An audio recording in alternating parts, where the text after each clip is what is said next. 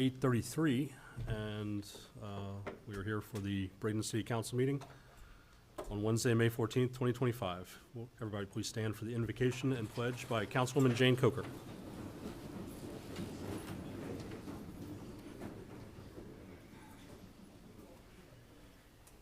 Heavenly Father, we come before you with gratitude and reverence during this Armed Forces Week, honoring the brave men and women who serve and have served in our military. We thank you and honor their courage, the selfless sacrifice of those who put their lives on the line for their comrades and country, and their unwavering dedication to protecting our freedoms and upholding peace. Greater love hath no man than this, that a man lay down his life for his friends. Bless our service members, those on the front lines, those in support, and those who have returned home.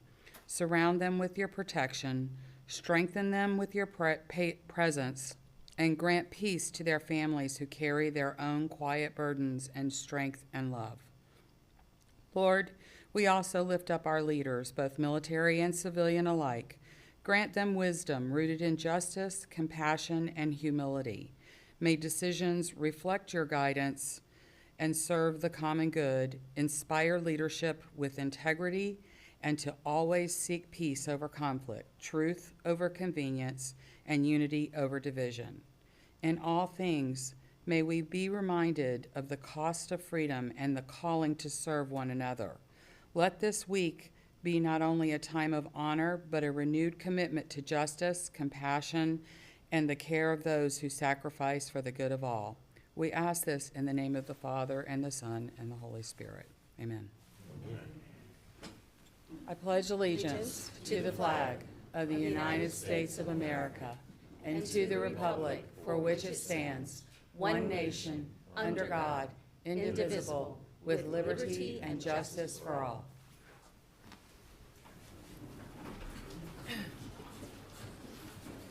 Okay, we'll call the meeting to order. Madam Clerk. The first item on the agenda this morning is a proclamation, which I'll read on behalf of the mayor. Public Works Week, May 18th through the 24th, 2025.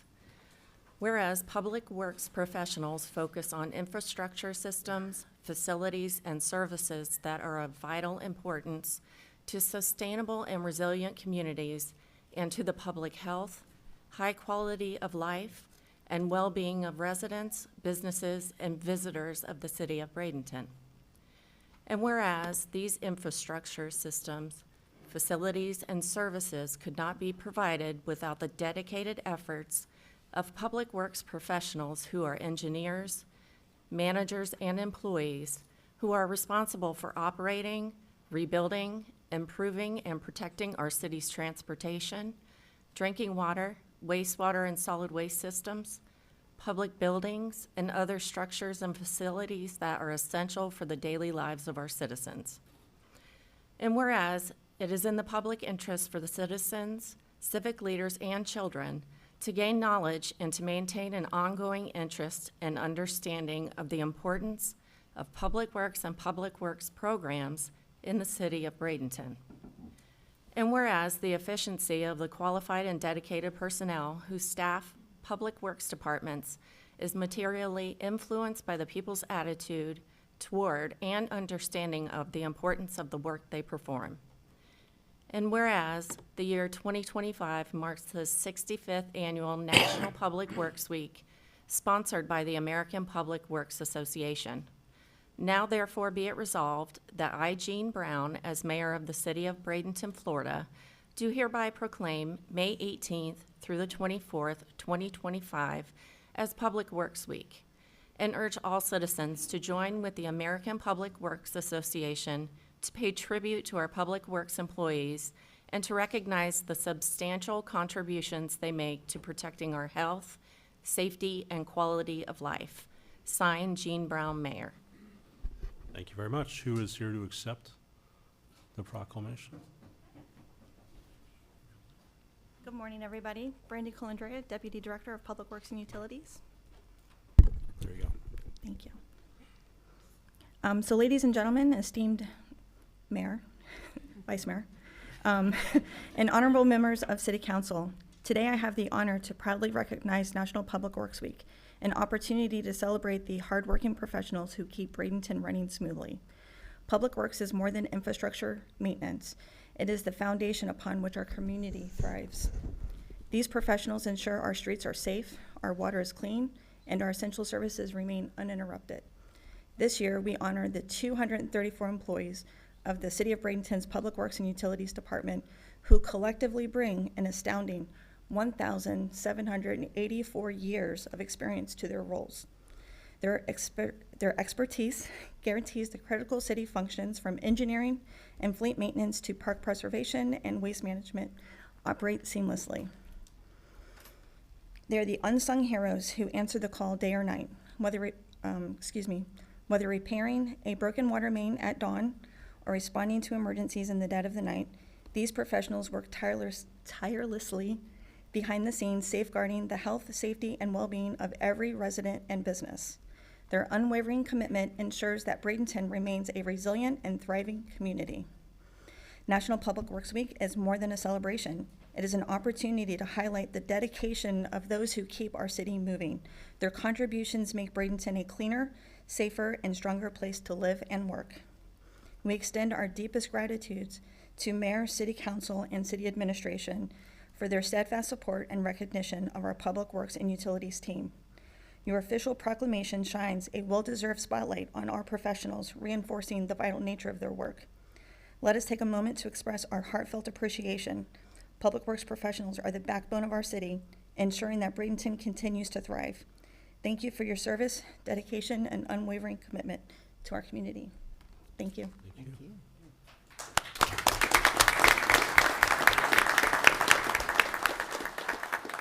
First hand I saw was Mr. Perry's. Vice Mayor, Council, Ms. Colandrea, and all Public Works, I just want to express our appreciation of Public Works for the great work they do. It's the largest department within the city. It's about 266 out of about 600 employees. When you compare, the other departments, of PD being about 165 and fire being about 75, it's sizably more, frankly. And it's 11 different divisions do a lot of great work. You all may remember last Friday and the problem we had out on 14th Street and 17th Avenue. And when I got there, it was pretty hot, and I watched our street and drains crew, our water distribution, Ross showed up, landscape grounds, and I think we had about 18 people out there trying to get that fixed. It was a gravity sewer line, and they got that road repaired as best they could and reopened that night. With some millings on a temporary basis. But those are the kinds of things that come out of nowhere, and these guys will work till the job's done. And at the storm season, immense thanks to all of you for working till the job was done. And the job still isn't really done. We're still feeling the effects of it. But my heart and appreciation and respect goes out to these folks for sure. Thank you. Ms. Coker. Yes, I just wanted to say, as we're going through the Faces and Fix It, obviously you're carrying a big load with that, and we have to, and everyone that I have ever interacted with, I always had such a sense that you truly were there to help make the situation better for our residents, that you really do care about it. It's not just a job. You really, your heart was in it as well. So thank you all. You are the face of us with a lot of the residents, so I want to thank you for that. Go ahead. Thank you. I've said it before, you are the ambassadors of this city because you are out there all over every inch of the 14 square miles. And you do, I was about to say a bad word, but it was a good way. You do an excellent job. And it's not always, no one usually says, oh, well, thank you for doing that. But they will definitely tell you something you didn't do. But we appreciate you very much. Without you, there's no city. There's no city. And the other, like 165 BPD, 75 fire, you all are our ambassadors. But Public Works, it's just what it says, Public Works. We appreciate you. Yeah. I don't want to belabor the point because, it's the same sentiment, but I just finished, or I'm just wrapping up a book called Strong Towns, and in it, it refers to humble leadership actually walking with the residents, because the theory is that residents aren't going to tell you about the day-to-day minutia that negatively impacts their daily life. People become resigned to something that they think is a difficulty, and they're more likely to complain about something larger scale. And that is exactly what you all are doing. You're actually just walking with the residents. I see you all out there when I'm walking my dog, and it's always a pleasant experience, and it's always compassionate and caring, and I appreciate you all for that. Well, I have said this numerous times, but I'm going to say it one more time. A citizen may never need to call the police department. They may never need to contact our fire department. They may not need a building permit. They may not need to interact with code enforcement, and they may not ever call one of their elected officials. But they see you. They see you every day. And the job that you do is beyond admirable. When we were dealing with the storms that we were dealing with, and we were picking up people's lives in their front yard, you all were there. You never faltered. You did it many times with a smile on your face when you're standing up to your knees and your waist in water. It was amazing. Thank you. Thank you for being the city of Bradenton to our residents. One of the benefits of going last, and I try to do that with the ladies up here, is they say everything that needs to be said very succinctly and very compassionately.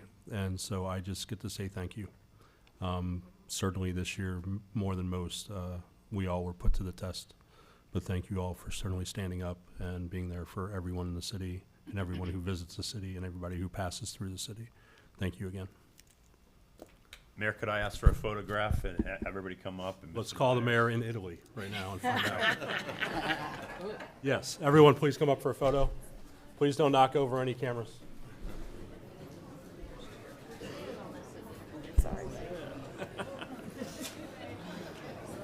Brandy, herd them up and get them all in on 45-degree angles.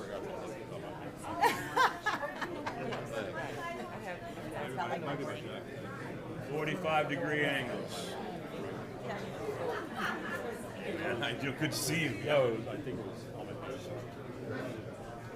Quickly, people, I'm getting older by the minute, and ain't nobody want to see that. Let's get in. We're going to have to stand on this. I know, he's gonna have to get a drone for this.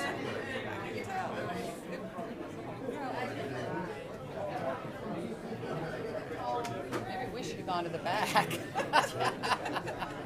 Oh, wait. Yeah, I'm gonna have to get you a little step or something. As bad as our former, Well, I'm just saying. our former assistant fire chief always wanted to give me a booster seat at lunch. I would do that. Come on, Seth. He can do that photo where it's like snap, snap, snap.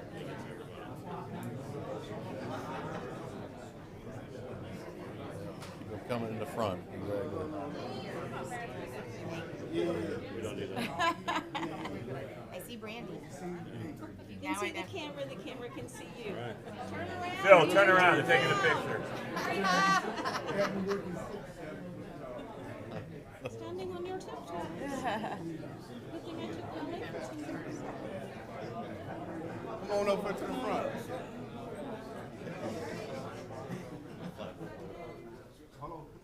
Suck it in.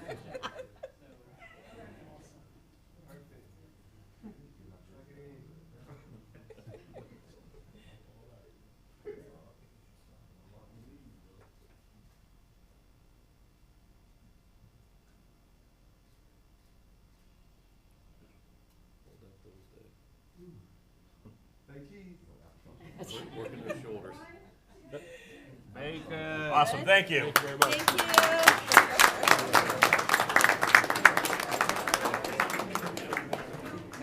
Thank you. You got to get back out there before the city falls apart. Thank you, guys. Appreciate you very much. All of you here, it's gonna fall apart. Yes. Seth Cohn. Take care, be safe. Mr. Vice Mayor, just to close this matter out, I thought Mr. Cohn is going to be retiring for a second time the end of this month. He actually started, I believe, in fleet maintenance with the city and went through his engineering degree at USF and retired several years ago and came back. And he basically has been a stalwart at the city and their engineering department. And we're tremendously grateful for his dedication of the basic part of his entire professional life with the city. So thank you so much. Thank you, Seth. Yep.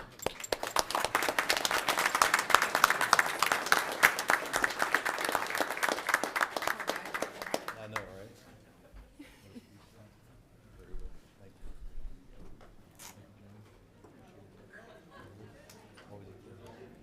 We'll wait a few moments to move on.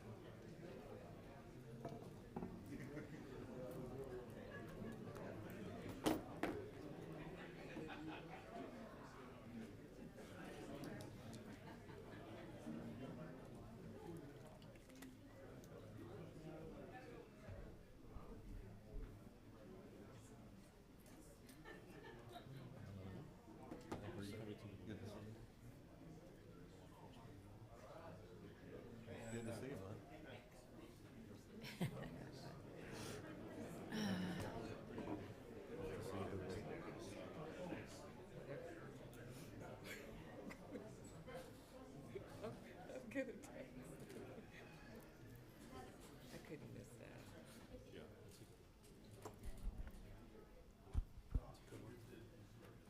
Like the crowd is thinned out, sir. Yeah, we're just gonna wait till you get out and cameras aren't blocked and. Hurry, the city's falling apart.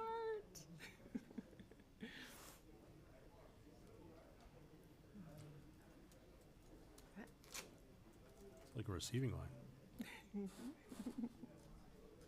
And that's probably, what, half of them, really? Or not quite, Yeah, I mean, it's maybe, a good half. Everybody working that can come. All right, Madam Clerk, moving on to proclamation. Yes. Item 3B is a proclamation for Salvation Army Week, May 12th through 18th, 2025. Whereas the Salvation Army has been serving the people of Manatee County for 102 years, physically, emotionally, and spiritually. And whereas the Salvation Army is present wherever need is greatest, especially during times of crisis, where vulnerable citizens are more at risk of becoming homeless, hungry, addicted, or spiritually tired. And whereas the Salvation Army invites the citizens of Bradenton to love beyond and help our organization continue to provide life-changing aid by creating and supporting programs to meet the needs of the community. And whereas it is fitting and proper on Salvation Army Week to recognize the tremendous impact of philanthropy, volunteerism, and community service in the city of Bradenton. And whereas Salvation Army Week is an opportunity to encourage citizens to serve others with their resources and time during the difficult period many of us are experiencing. Now therefore be it resolved that I, Jean Brown, as mayor of the city of Bradenton, Florida, do hereby proclaim May 12th through 18th, 2025 as Salvation Army Week in Bradenton, and urge all citizens to give back to the community in any way that is personally meaningful. Signed, Jean Brown, Mayor. Thank you. Who do we have to receive the proclamation?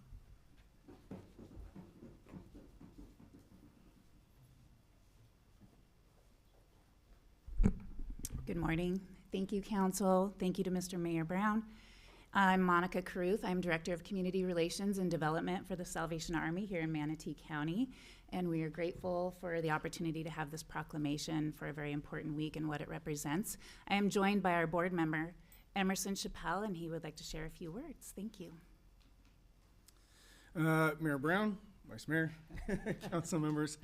On behalf of the Salvation Army and the Board of Directors, we just want to extend our sincere thank you for the proclamation of Salvation Army Week here in Bradenton. We are honored and humbled to be recognized and grateful for your support.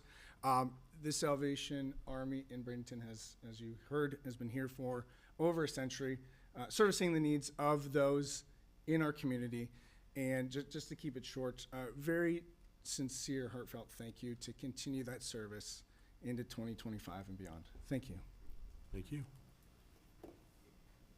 Any council comments? I know, thank you for being here. I know the Salvation Army's physical location is going to be transforming a little bit with a different mission here coming up, and I really appreciate what you're going to be doing, spearheading that, because it's a definite need for, if you want to describe a little bit of it. We appreciate the partnership, and we do look forward to the changes that are coming, gearing towards more of just a family shelter. We know there's a little time before that all comes together, but it's the partnerships with the other community organizations and those that are getting involved to help shelter everyone in need. And we know it's a daunting task in this community to take on the homeless situation and all the things that are involved within that issue. So we're just grateful for the partnership of the city, of the county, and like I said, the other groups that are getting involved to make sure that citizens have a safe place to go to. And we look forward to that evolution for us, and we're excited about what that means for us in different aspects in our growth, improving our facilities, and having a safe, warm place for families to come to. So thank you for your support and partnership and all of that. Okay, thank you. If you'll please come up for a photo.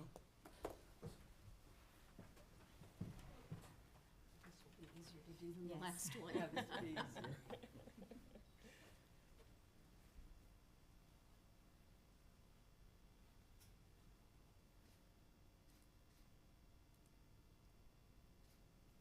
Okay, thank you very much.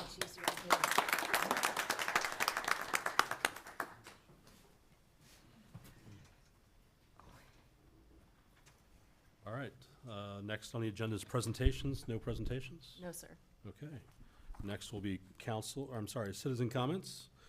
Citizen comments will be accepted during the citizen comment portion of the meeting on any non-agenda item, future agenda item, or topic of relevance to the city. Comments will be accepted on the public hearings at the appropriate time. The only citizen comment sheet I have is from Barbara Person-Tersingi. And you have 3 minutes, ma'am. Yes. Good morning, everyone. Morning. I'm here today for two reasons. The water quality in the Manatee River was undetectable this week. So everyone, every bird, animal, everyone is doing a great job for the E. coli in the river. The river is clean, and one of our fishermen took a snook out of the river yesterday. And the snook, ground to here, was this tall, a shore-caught snook. Wow. So that's really impressive. But the other reason I'm here is to also invite everyone in our community who would like to come this Saturday at 8 a.m. We've pushed back our sunrise service to make it 8 a.m. because many people don't want to get up and be there at 7, even though it's beautiful with the sunrise. But we're having a time of prayer for our community and inviting everyone who would like to come. We have a cross on our waterfront between our plaza, Long Pier, and High Street. And we just want to have people come in prayer. We're all concerned about the Palmetto Bridge, and we're praying that the people that are in charge of this, the leadership, will be able to find another way instead of the possibility of coming through Braden Castle Park, which is an elderly and historical community. We believe in prayer, and we're having weekly prayer on the waterfront because it's peaceful, it's tranquil, it's serene, and that is our open-air church, so to speak. And so everyone is invited this Saturday at 8 a.m. and probably next Saturday too, and the one after that. But this Saturday, definitely, we'd just love to have everyone in the community come and pray for the best decisions for the community and moving forward. So, thank you. Thank you, ma'am. No further citizen comments. We'll move to consent agenda. Chair will entertain a motion to approve the consent agenda. Move to, Vice Mayor, just for purpose of the record, I have had the opportunity to speak with each and every counselor regarding consent agenda items 6A through O, and we had sufficient conversations. I think I was able to answer most questions with additional information when requested or necessary. Thank you. move to approve consent agenda as presented. Second. All right, motion and a second. Any discussion? Yes, if I could. Yes, ma'am. Yeah, on the 6I, Keep Manatee Beautiful, Adopt a Shore, they're identifying, Do you want to then move to? no, we Oh, can it's- just, it's- no. We can discuss the entire Yeah. agenda. Riverwalk Drive and Riverwalk Boulevard, I'm not familiar with those streets. Do we know if those are, there was no map attached? Have we clarified that? Would that change the agreement if the streets are misidentified? We did have the conversation about this. I think it was more of a Scrivener's error and a misinterpretation. This is basically an adopt an area type program that Keep Manatee Beautiful operates with different types of volunteer organization. In this case, I think it's called the Rivers Runners, and they're a group of folks that run down on the river, and they'll be doing cleanup there.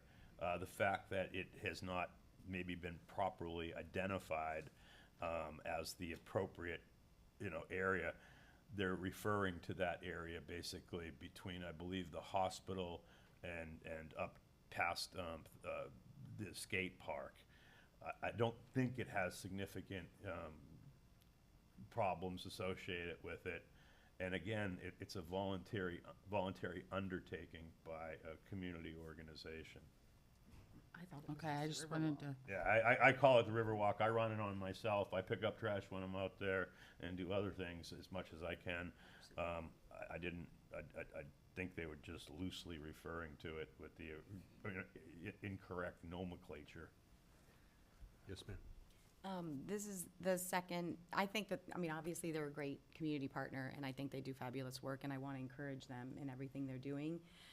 This is the second contract that has come before us that I also felt that would benefit from legal kind of cleaning it up a little bit, and I don't know for sure if legal had an opportunity to review the specific one. At this point, I wasn't gonna, pull it and make it an issue, but I do think going forward, just, a little, maybe even a template that. they're probably talking about Riverside Drive but I just don't think that they're identifying a location that I don't know that it exists. And if there was a map attached, like you said, I don't want to pull it off. I want to encourage all this, but that's just my question. So, Mr. Your preference, we can send it over to legal. I think Scott gets paid fairly well hourly. We can expend that on this voluntary type of running group's commitment to do a job that probably is beneficial to the area and the community and the litter. Ms. Hoffman isn't here from Keep Manatee Beautiful, who I believe signed the agreement. They are funded basically through various funding sources of the county, as well as I think potentially the city, Keep Manatee Beautiful, to engage community organizations to do these things. I wish they used the right street name and everything. I don't think it's really a street, but if you believe it is be significant, let's pull it and tell them they can't do it until we get it rectified. that was not my intent. I don't know, if the agreement doesn't mean anything, then why are we doing it? And if it does, then a job worth doing is a job worth doing right. But we can pass it the way it is. I don't want to hold it up. Mr. Vice Mayor? Yes, ma'am. I think we could pass this. I think staff could get back with Keep Manatee Beautiful and say, please send us a map and a clarification. And that that should be sufficient. I don't know that we necessarily need to have legal go into it, but, I mean, not that I'm not trying to find work for Mr. Rudisill. No, and the agreement does say that there is supposed to be a map attached, so as long as that gets added, that would seem to clarify it. So let's do that. I'm fine with that. All right. We've had discussion. We'll start with Ward, let's see. We'll go with Ward 5. Yes. Ward 1. Yes. Ward 2. Yes. Ward 3, yes. Ward 4? Yes. All right. Passes 5-0. Next, item 7. Do the administration of the oath, please. Yes. Anyone wishing to address City Council during the following public hearings will please stand and raise your right hand. Do you swear or affirm that the factual statements and representations which you are about to present to this board will be truthful and accurate? Thank you. Bless you. God bless you. Bless you.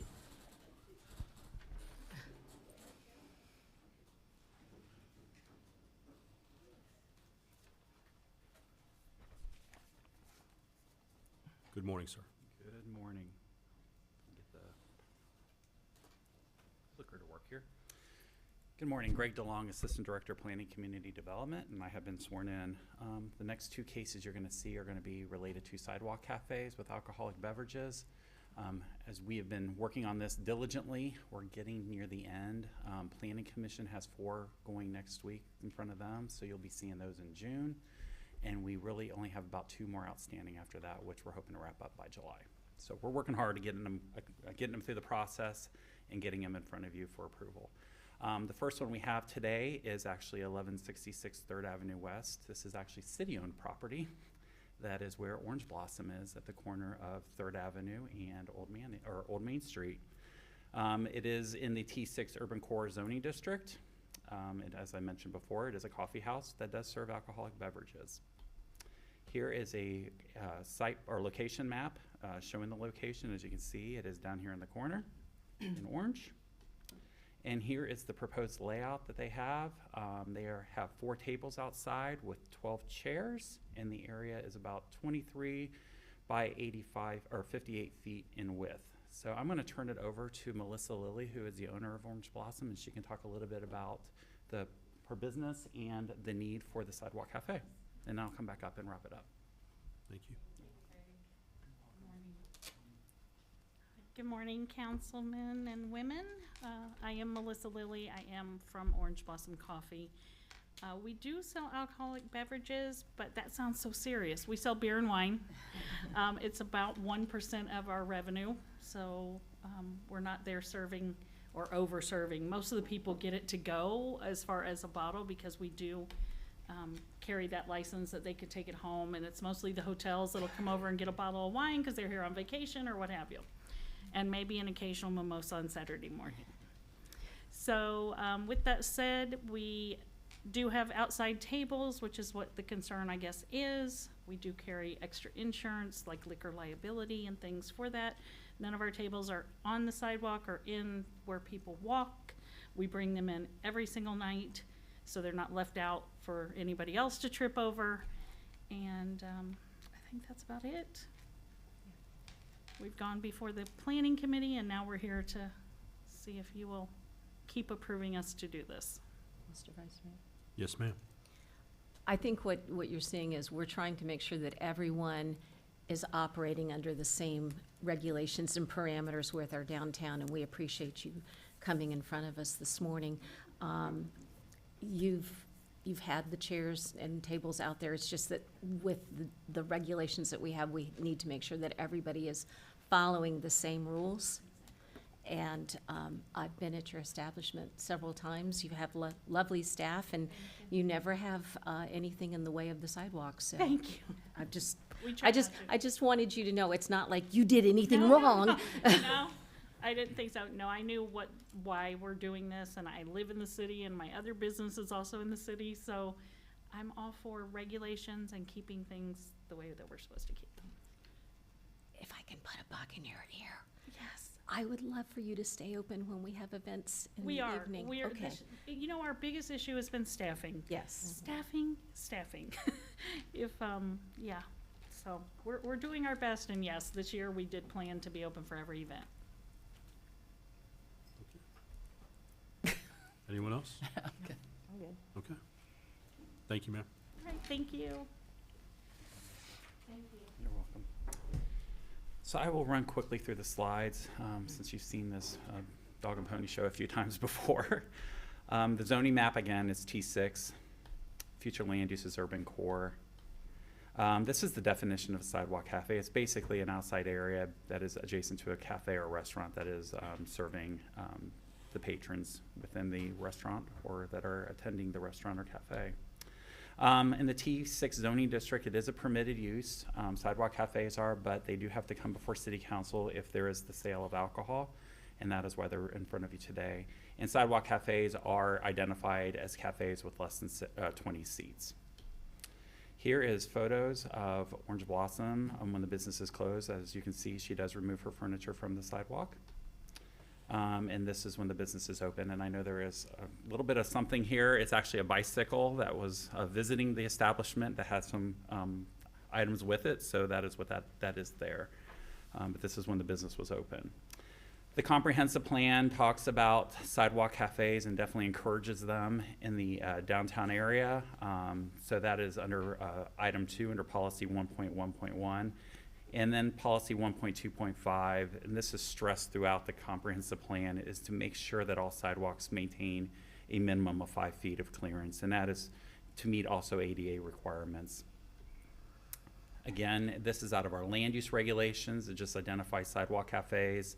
I highlighted the area again, which again stresses the keeping the sidewalks clear so pedestrians have a clear traversable space to get through and also meet ADA requirements. And it also talks about removing tables and seating when the business is closed. We do have some applicants that do come in and request a stipulation allowing them to keep some or all of their furniture outside, but in this instance, Ms. Lilly is bringing her furniture in every evening after the business is closed. The land use regulations also talks about just maintenance of the area, also assurance, making sure that we have proof of insurance and liability, which we will follow this up after approval today with an indemnification agreement. We'll get that recorded. Mayor will sign off on it along with the clerk. And then there is a site plan attached to it that needs to be posted within the building. This also helps the police department should they have any issues at the outside cafe or sidewalk cafe. They can also come and charge people with trespassing if we get through this process. And I'll just kind of skim through the rest of this stuff. There's some general standard regulations in the land use regulations under 3.3.1. A lot of these are obsolete because this is a built environment downtown. These are more for new businesses or new construction going in, talking about landscape buffers and items like that. As we know, Orange Blossom has not been a problem in our downtown area. It's been definitely a positive, so they are definitely meeting all the requirements. And then under section 3.3.2.5, these are the criteria for review. There are responses that were put in the staff report that is submitted in your council packet that we went through. It talks about ingress and egress. Again, off-street parking is not an issue with this one. It is in actually the lower level of a parking garage. It talks about refuse. This is not going to affect that at all. Everything is good from the staff's viewpoint under 3.3.2.5, and it continues on. There's quite a few questions that need to be answered. And item K is the key one here with consistency with the comprehensive plan. And as I've shown before, it is definitely encouraged that we have sidewalk cafes in our downtown to bring up the vibrancy of our community. So council, their consideration is to encourage the evaluate and the request based on the provided criteria, as well as staff's input from the applicant and the public. It is in staff's opinion that it is found to be consistent with the consistent intent of section 3.3.2.5 of the land use regulations and also the design element of the comprehensive plan. Planning Commission did meet on April 16th and recommended approval with a vote of 5-0 with the following stipulations. Again, this is that the site plan and conditions be on display and accessible at the property during business hours, that the clear pedestrian access points remain, and that is a minimum of 5 feet. And that includes around tables and seating. That the property owner shall obtain all proper licenses, and based on Ms. Lily's testimony today, it sounds like she has everything she needs. That any cleaning solution be used that be approved by Bradenton Public Works Department, and any future increase in seating will again come back before City Council for approval. And that is all I've got. Any questions for me? Any questions? All right. There are none. Thank you. Thank you, sir. You're welcome. All right. I would say the chair will entertain a motion, but I'm going to make a motion to Well, approve. wait, we have to have a public Oh, hearing. you're right. My bad. This time we'll open the public hearing. Anyone wishing to speak? Anyone wishing to speak? Anyone wishing to speak? Hearing none, we'll close the public hearing. At this time, I will make a motion to approve Resolution 25-40 with the stipulations recommended by staff. Second? Motion and a second. Any further discussion? Hearing none, we'll start the voting in Ward 1. Yes. Ward 2. Yes. Ward 3, yes. Ward 4. Yes. Ward 5. Yes. Passes 5-0. Madam Clerk. Item 7B is a public hearing for Resolution 2541. Okay. Hello again. Hello again. Another sidewalk cafe. This one is now at 450 12th Street West. This is Resolution 25-41, Special Use Case 24-0008. You are going to see some cases still with the 24 number as we switched over to Acela, and they are still uploading information. So don't be alarmed by the case numbers. This one is actually for Loaded Barrel. So Paul Kolarczyk, I'm always mess that one up. He is the owner. He is here today. He will actually speak on about the business. And this is located again at 450 12th Street West. It is in the T5 Urban Center District, unlike the other case, which was a T6. It is also has an urban core future land use. Here is a location map of showing the location. And here is the proposed site plan. This one is 13 by 22, roughly, in size, 3 tables, 18 chairs, no busing at hostess stations. And he is requesting to leave the tables on the sidewalk adjacent to the building, and that they will be locked together once they are pushed up against the building when the business is closed. I'm gonna turn it over to Paul real quick, and he can talk real quickly about his business, and then I'll come back up and wrap it up.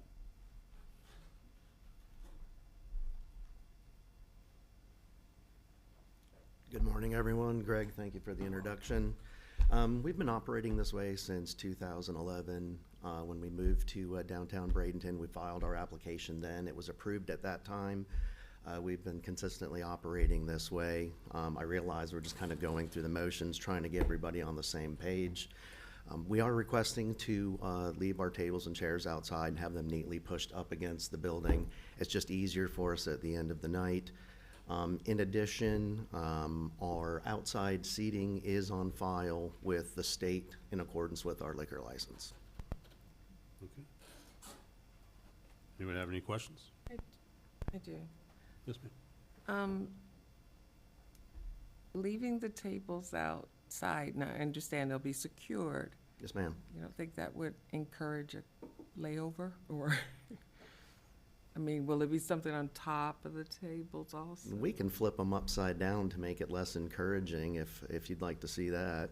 We still feel, yeah. Okay, well, I'm just saying that it could create that Sure, understood. potential. Anyone? Ms. Moore? My only concern with flipping them upside down is what time do you open and how long will they be upside down? There's usually somebody there around 10 o'clock. Okay. Well, Do we care about that? I mean, I think they've been like that since 2011. Has it been, have you had that issue? That's what I was, No, ma'am. There's always the unhoused wandering around from time to time, but we haven't seen any grave issues. and that was good. That was your, Question that's where you were two. going with it. I haven't found anybody sleeping on the table yet, so if that's what you wanted to That's know. what I have a little question mark there, potential layovers? Yes, ma'am. Good morning. Good morning. Yes, you have had your outside seating, and as what I said to the lady with Orange Blossom, we're just trying to get everybody on the same page. We appreciate the care that you give to our community. I know that you do a lot Thank you. for not-for-profits and particularly arts organizations in our downtown, and I just wanted to say thank you for that. Thank you for the recognition. Nothing for me. All right. Thank you, sir. Thank you. Great. All right. Thank you. Again, here's just a quick zoning map. T5 zoning, future land use urban core. I'm not going to run through all these again. You just recently saw them, but I do have to put them on the record. Just the definition for a sidewalk cafe. Unlike the other case, like I mentioned earlier, it was in the T6 zoning district. This is T5.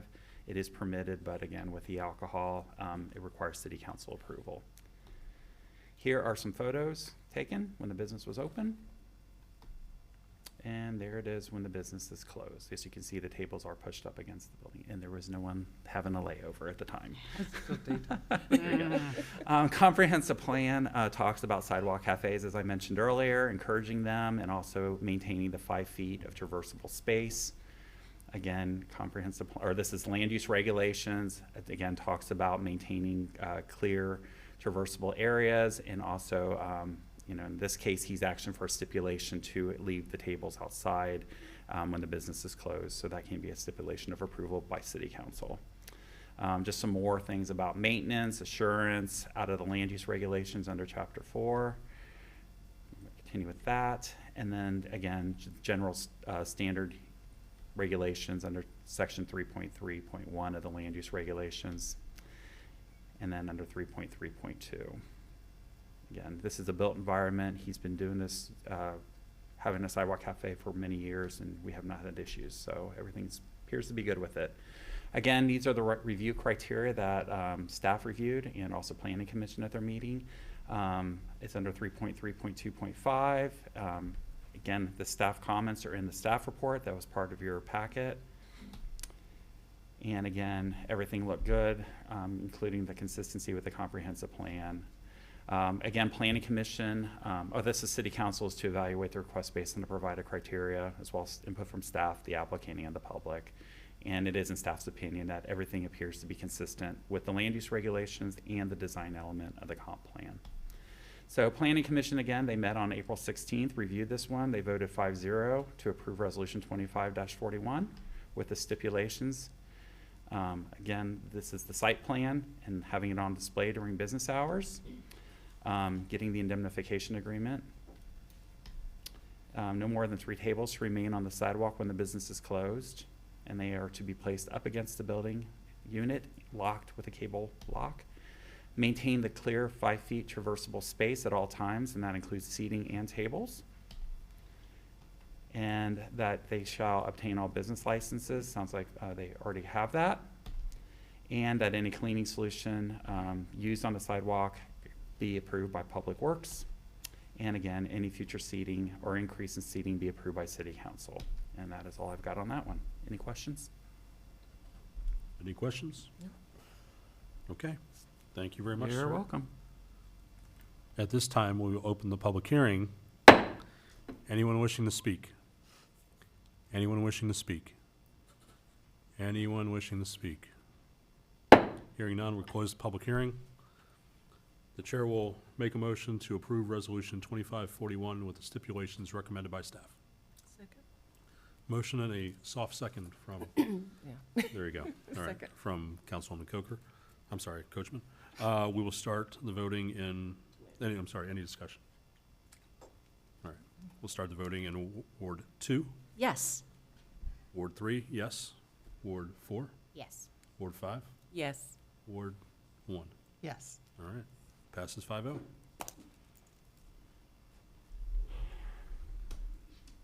Here we go again. Well, this is not a sidewalk cafe. It is not. No. No, it is not. All right, Greg DeLong, Assistant Director, Planning Community Development. This request in front of you today is a special use request to allow a club otherwise Reception Event Center at 1710 Manatee Avenue East. This may sound familiar to you. You saw one earlier this year at 1720 Manatee Avenue West. So this is the second one we have. There's another one in the pipeline, just FYI, that you'll be seeing in the coming months. The applicant here is Nikita Jackson. I mentioned the address at 1710 Manatee Avenue East. Is zone T40, which is our form-based code area. It's general urban open with the future land use of urban commercial corridor. The existing use is a reception center. This property was originally permitted as a single-family residence and was at some point transferred over, converted over to a reception center, and did not have city approval to do that. So they are trying to get that cleaned up today with the special use approval. Here's a location map showing the location of the property. It's a little difficult to see with the print size on it, but this is a general layout of the property or site plan of the property. The brownish area is where the single family home or now reception center is. As you can see, they had an original driveway put in with the lighter shading here. And then they have now added crushed concrete for additional parking areas around this. Here is a general floor plan. This shows how the house was originally approved. I apologize for the yellow, it's a little difficult. I was trying to transfer everything over so you could see.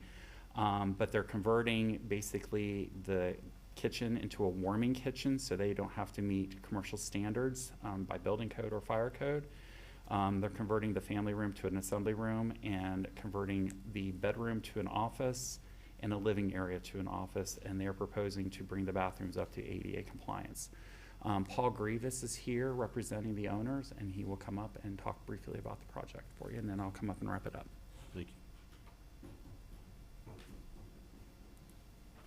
Morning, ladies and gentlemen. Morning. I'm actually filling in for Attorney Petroff, who filed this paperwork. I confirm with Attorney Petroff and my clients. Mrs. Jackson is not here, but Horace Jackson is also here to address any issues related to this.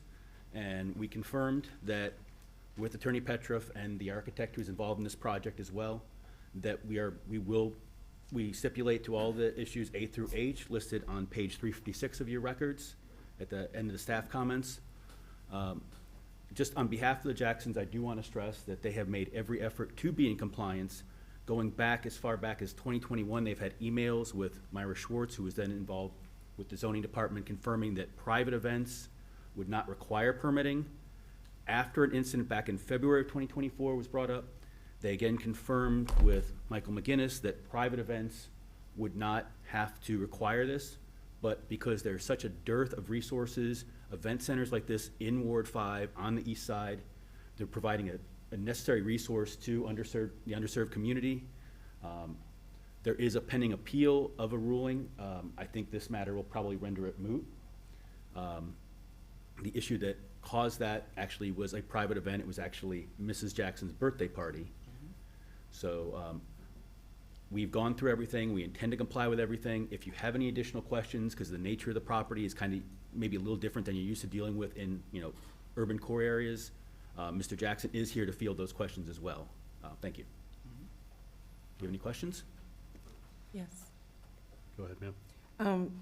The incident that brought attention, it was a birthday party, but what happened for it to be even noticed? I mean, I have no idea. Mr. Powers. Please step to the microphone. Sorry. And Okay. And this is Horace Jackson, co-owner of the property. Co-owner. Yeah, it was Mr. Powers, our neighbor. He rode by like he always does. Take pictures. He sends it to code compliance. They, in turn, violate us. Like I said, it was my wife's birthday party. That's it.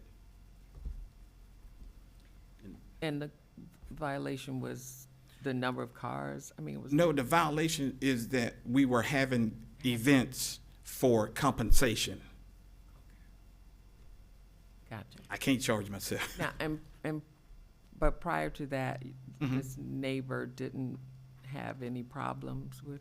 Well, there was an incident with parking that he and I had worked along to put up no parking signs, along with a temporary fence up until we could get the property fenced in. So we have made attempts to set boundaries. And one of the stipulations, ma'am, stipulation H, is that a fence will be installed, fence or hedging that the city approves will, delineate the space from surrounding areas, so there should not be any parking issues in the future, ma'am. And I intended to drive by last evening to see exactly where it was in reference to Manatee L. Your operating hours are, Will be from 8 to 10 on Monday through Thursday, Sunday through Thursday. Sunday through Thursday, and from 8 to 11 Friday and Saturday. okay. And that's per the stipulation A. I understand. Okay.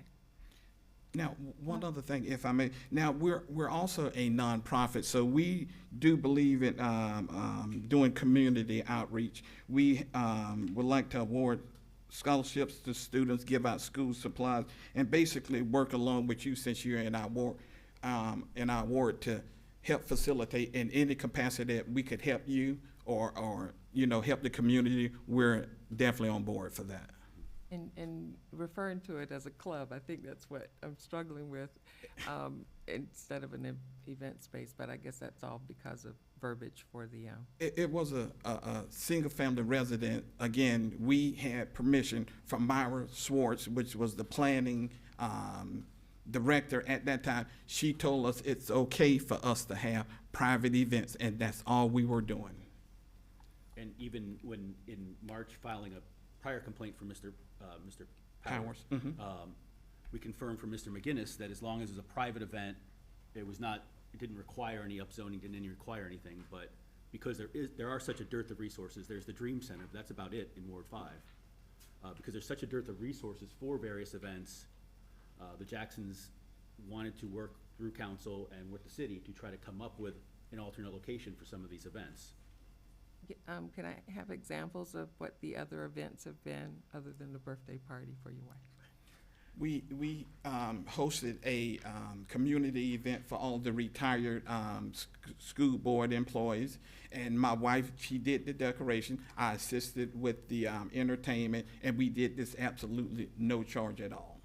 Okay. And we were trying to do scholarships for the students that were getting ready to go off to school, but unfortunately, our resources have been tied up in attorney fees. And are there any types of events you would reject, or, what are the types of things that you'll do other than community things? If someone wanted to have a wedding reception or we have allowed the space to be utilized for religious purposes like baptism, christening, also baby showers, first birthdays, things of that nature. This is also our home, may I add. I was gonna ask So you we're very respectable of who we allow in there. Again, this is our home, this is where we live. I have to ask this question. Oh, absolutely, I appreciate that, I And appreciate it's by a that. school, so, kind of, I'm good for right now. Okay, thank you. Any other questions? Mrs. Moore? My initial only hesitancy, and I was gonna ask, I think there are other establishments in that area that have access directly off Manatee Avenue, but do we have any concerns about, and this might be first responder questions, regarding access being right there by the school crossing walk on Manatee Ave? That's already an area that people really should drive slower, and struggles with that. So that's my first question, but then you just raised another question for me, which is, if we approve the commercial use and you convert your kitchen to a warming kitchen, do you intend to continue to live there? For the time being, yes. Is it Zoom? Oh, sorry. I don't know if that's feasible.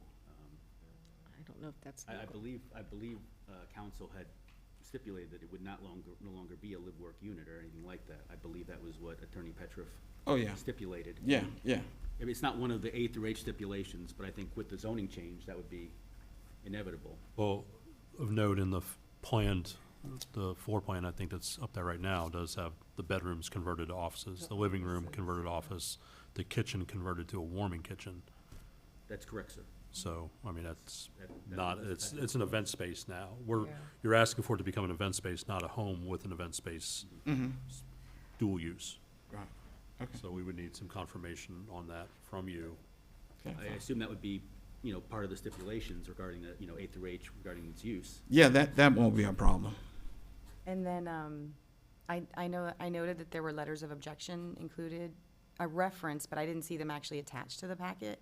I don't know if it's appropriate, but if it, to the extent that it is, I'm not familiar with the operation. So I just was wondering what the nature of the objection was. We don't need to read the letters I don't know if there was a reason why they were not included. I apologize, ma'am, I did not see them in the packet.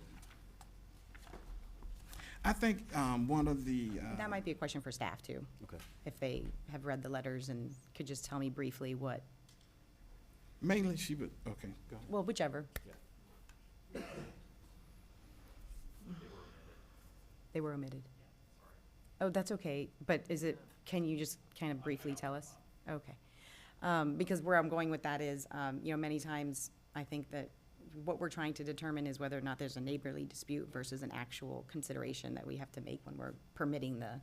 Yeah, she was special more or use. less concerned about the hours of operation for the patients. They normally close at 5. We won't be getting started Monday through Friday, I should say. For the most part, our events would take place on Saturday, so it shouldn't be a conflict. However, what you've put forward does include starting at 8 a.m. Sunday through Thursdays. I think logistically, again, I was not here at the planning commission meeting, Attorney Petroff was. I think they came up with that timeline, a proposed time of events, because you have prep for those events. You may not have a lot of attendees. You may have, people setting things up, especially if it's a small group, a nonprofit. Being the former president of a nonprofit, I understand that when there's an event, basically it's a handful of people doing all the legwork, and what a professional crew may do in an hour, a group of people in a nonprofit, doing it on their own may take, 3 or 4. So I don't think, having not been there, I can't, say if they thought that was an issue or not. I know the concern with the hours, if I'm not mistaken, was making sure that you did not have events running too late, particularly on weeknights. Right. So, I'm sorry. No, go ahead. I've had mine up for a while. No, go ahead. But I have I'm been- understanding My then, so apologies, ma'am. 8 a.m. until 10 p.m. Sunday through Thursday, and Friday and Saturday, 8 a.m. to 11 p.m. 11 p.m. Yes, Okay, it's, so stipulation A, ma'am. that's allowing setup time, but what time would your events start? I mean, I understand some events they can prepare in an hour, some may need 4 hours, but what's the earliest an event would start? Probably maybe around by 1 o'clock. But again, we're not doing events during the week. It would be mainly on the weekends. If there's anything going on during the week, it would be more or less like an office meeting, things of that nature. It wouldn't be no reception or nothing like that. Because it's closer to school, that's where. Absolutely, and we're very considerate of that. Yeah, no, we wouldn't do that. Mrs. Coker? Yeah, I guess, not being very familiar with the adjacent properties, is it all residential around it, or is it school around? I mean, what are the adjacent properties?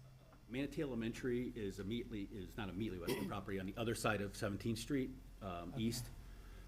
There is a vacant medical office that is currently, I guess, up for sale at 1720. That was part of the Manatee Memorial group, physicians group. That now has been vacant, I guess, for several months now, I believe. And so everything around it is commercial. That stretch of Manatee Avenue East is 3 lanes each way. It's divided. Traffic should be, really, impact on traffic should be nominal, because notwithstanding the square footage, I believe, if I'm not mistaken, you and Mrs. Jackson want to keep the attendees capped at 42, I believe is what you? 42 is correct, yes. 42, so they don't intend to rely on off-site parking. They don't intend to adversely impact traffic to any significant extent, because, that area, traffic is usually not an issue. The way the property is situated, there's quite a bit of parking and stuff, space between the main structure and the back lot line. So I think with that and the time restrictions in stipulation A, I think there should be nominal impact on, the surrounding, neighborhood. Okay, thank you. How many cars would you say you could park? 14 is what we allowed it. That kind of matches the number of occupancies. They're working in conjunction with an engineer that, does all those calculations, ma'am. Yeah, we want to stay small. Okay, it sounds like. Yeah. Don't see her tab, so. You don't see this? No. This has been up for 10 minutes? You don't see this? Good to know. Behind. Yeah, So we're gonna go to Mrs. Barnaby. Come I back, Mayor. apologize for my poor temper.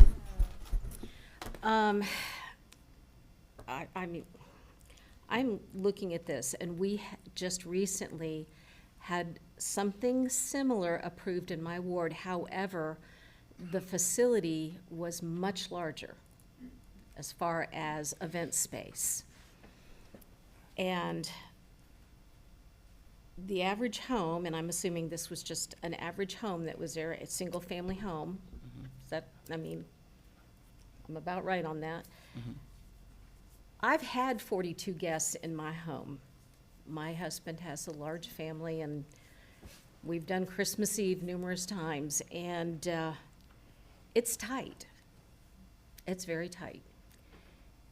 And I have concerns about this because this was not designed to do this.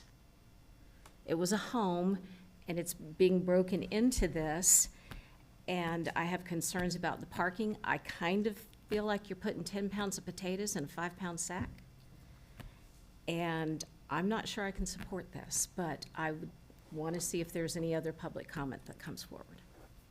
If I may, ma'am, just really quickly, Councilman Barnaby. You need to use the microphone, or I'm else sorry. it won't pick up. I'm sorry. I'm sorry. If I may, when they developed this property and they built this, they built it in conjunction with the city to allow for this kind of dual use, and the now called assembly room is substantial. It's very open, as the calculations from the engineer you hired would indicate, and I think even the city had determined that it would be able to hold up to 97 people Correct. comfortably, and they're willing to cap it for the express purpose of making sure that it is not like that ad hoc party you talked about with your family. I've hosted events at my house, and I've had similar issues, even, with that, and I understand. This place was actually designed in an open fashion to allow this, and they worked with the city as far back as 2021 with then playing Director Schwartz. I understand all that, and I also understand that you have capped the time of the events at 11 o'clock, but I also know human nature. So the event is over at 11 o'clock, and people stand around and talk, or they go out to their cars and they talk, and they don't necessarily leave until 11:30, 12 o'clock. That's just human nature. So again, I'm not sure I can support this. That has not been an issue. Thanks. We haven't attended on. Mrs. Moore, and then I have comment. Okay. Thank you. To Councilwoman Coker's question about, just general, what's the area kind of like? My feeling is, well, I'll just generally say that it seems appropriate to me that property that fronts Manatee Avenue has a more commercial use. I think that's the more appropriate use of property that fronts, or that actually is on Manatee Avenue. The school is to the west, other businesses are to the east, and there is residential to the south.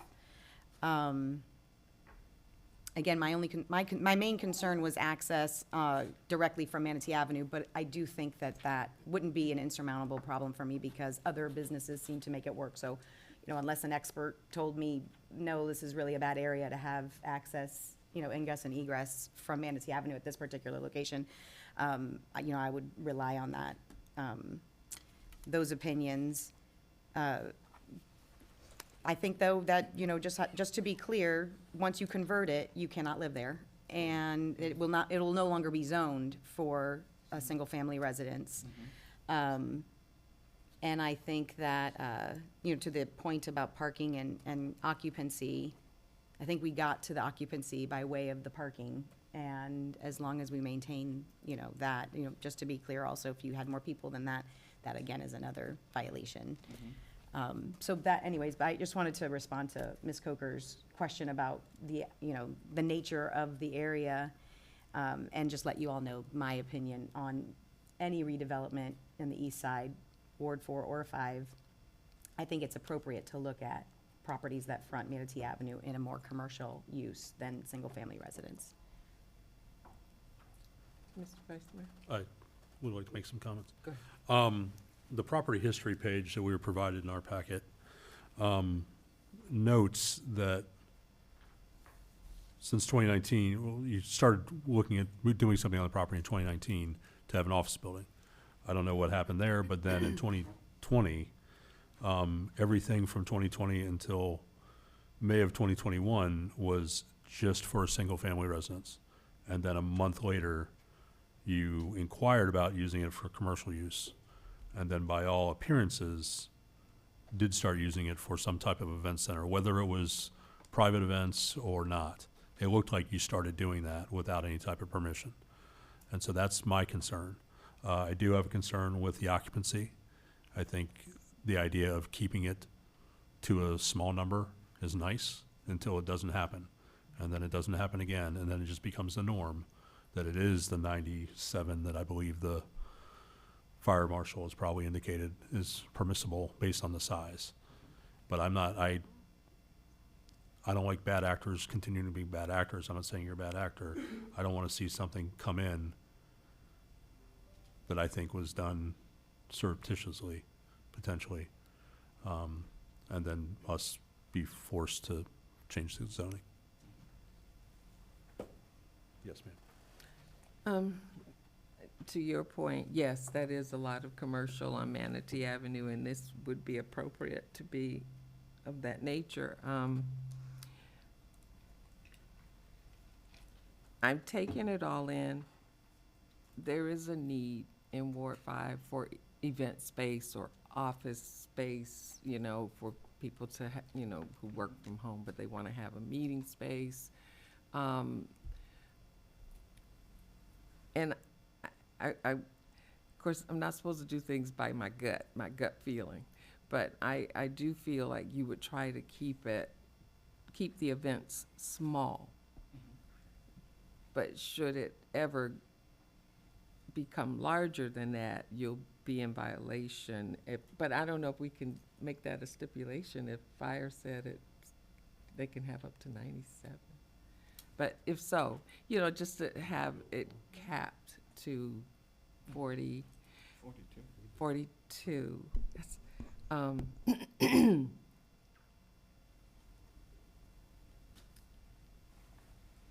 got a lot of concerns. One, the purpose that you're presenting is admirable. I mean, Ward 5 does need that.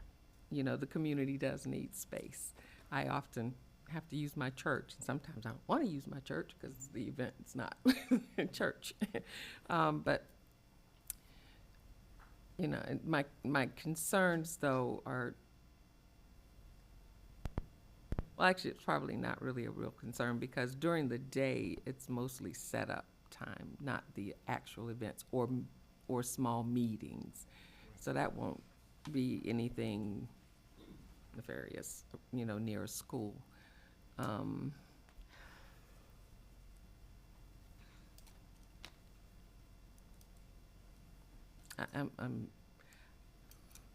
I appreciate what you're trying to do. I'm really sad that they misled you. You were misled, and you were operating, for a number of years, in violation. That bothers me because then that kind of taints anything you bring, but we have to keep in mind that you were led to do so, I guess. I'm good.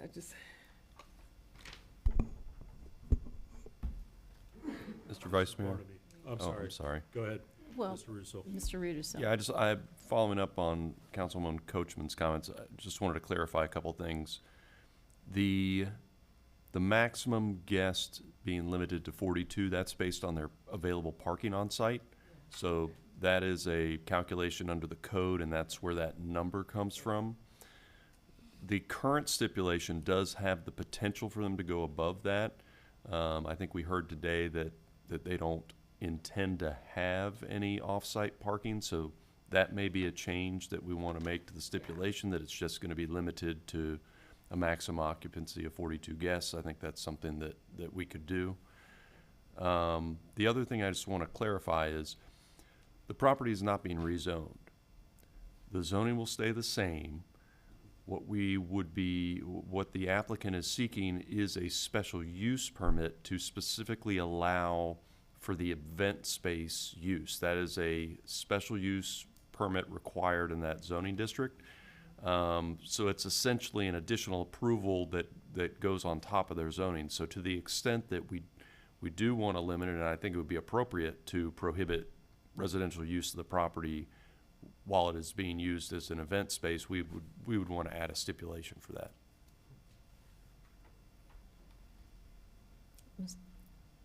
Yes, ma'am.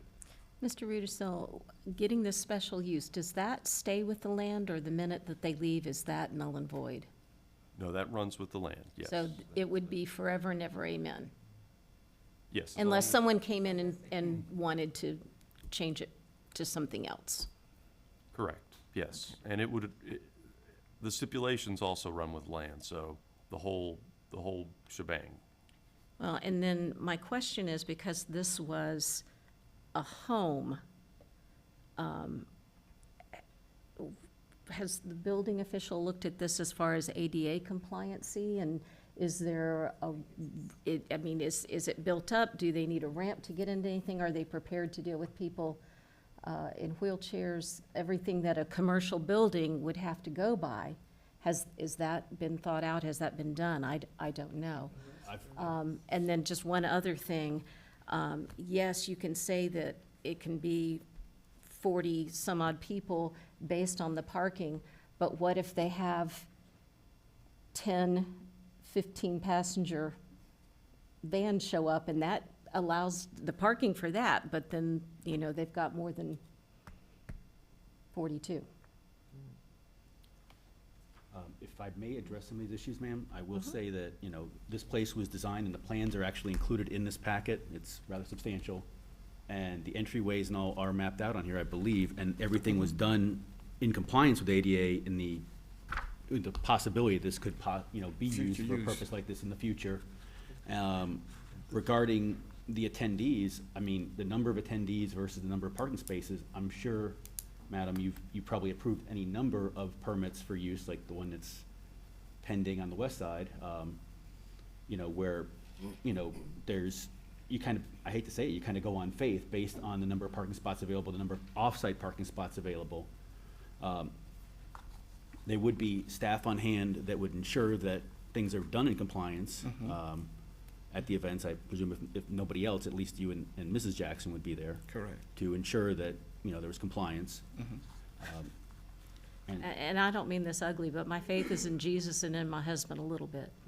When we sit up here, we get told all sorts of things, and then the proverbial waste product can hit the ventilation device at any point in time, and we're the ones that are held accountable.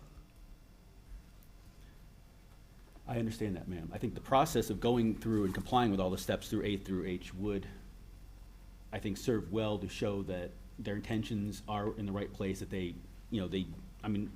this is substantial. My guess is you haven't had this many stipulations on other special use permits in the past. This seems 1720, I could be mistaken. But they intend to comply. I have been here a while, and we do put a lot of stipulations on people, just so you know. Okay, stand corrected. This, I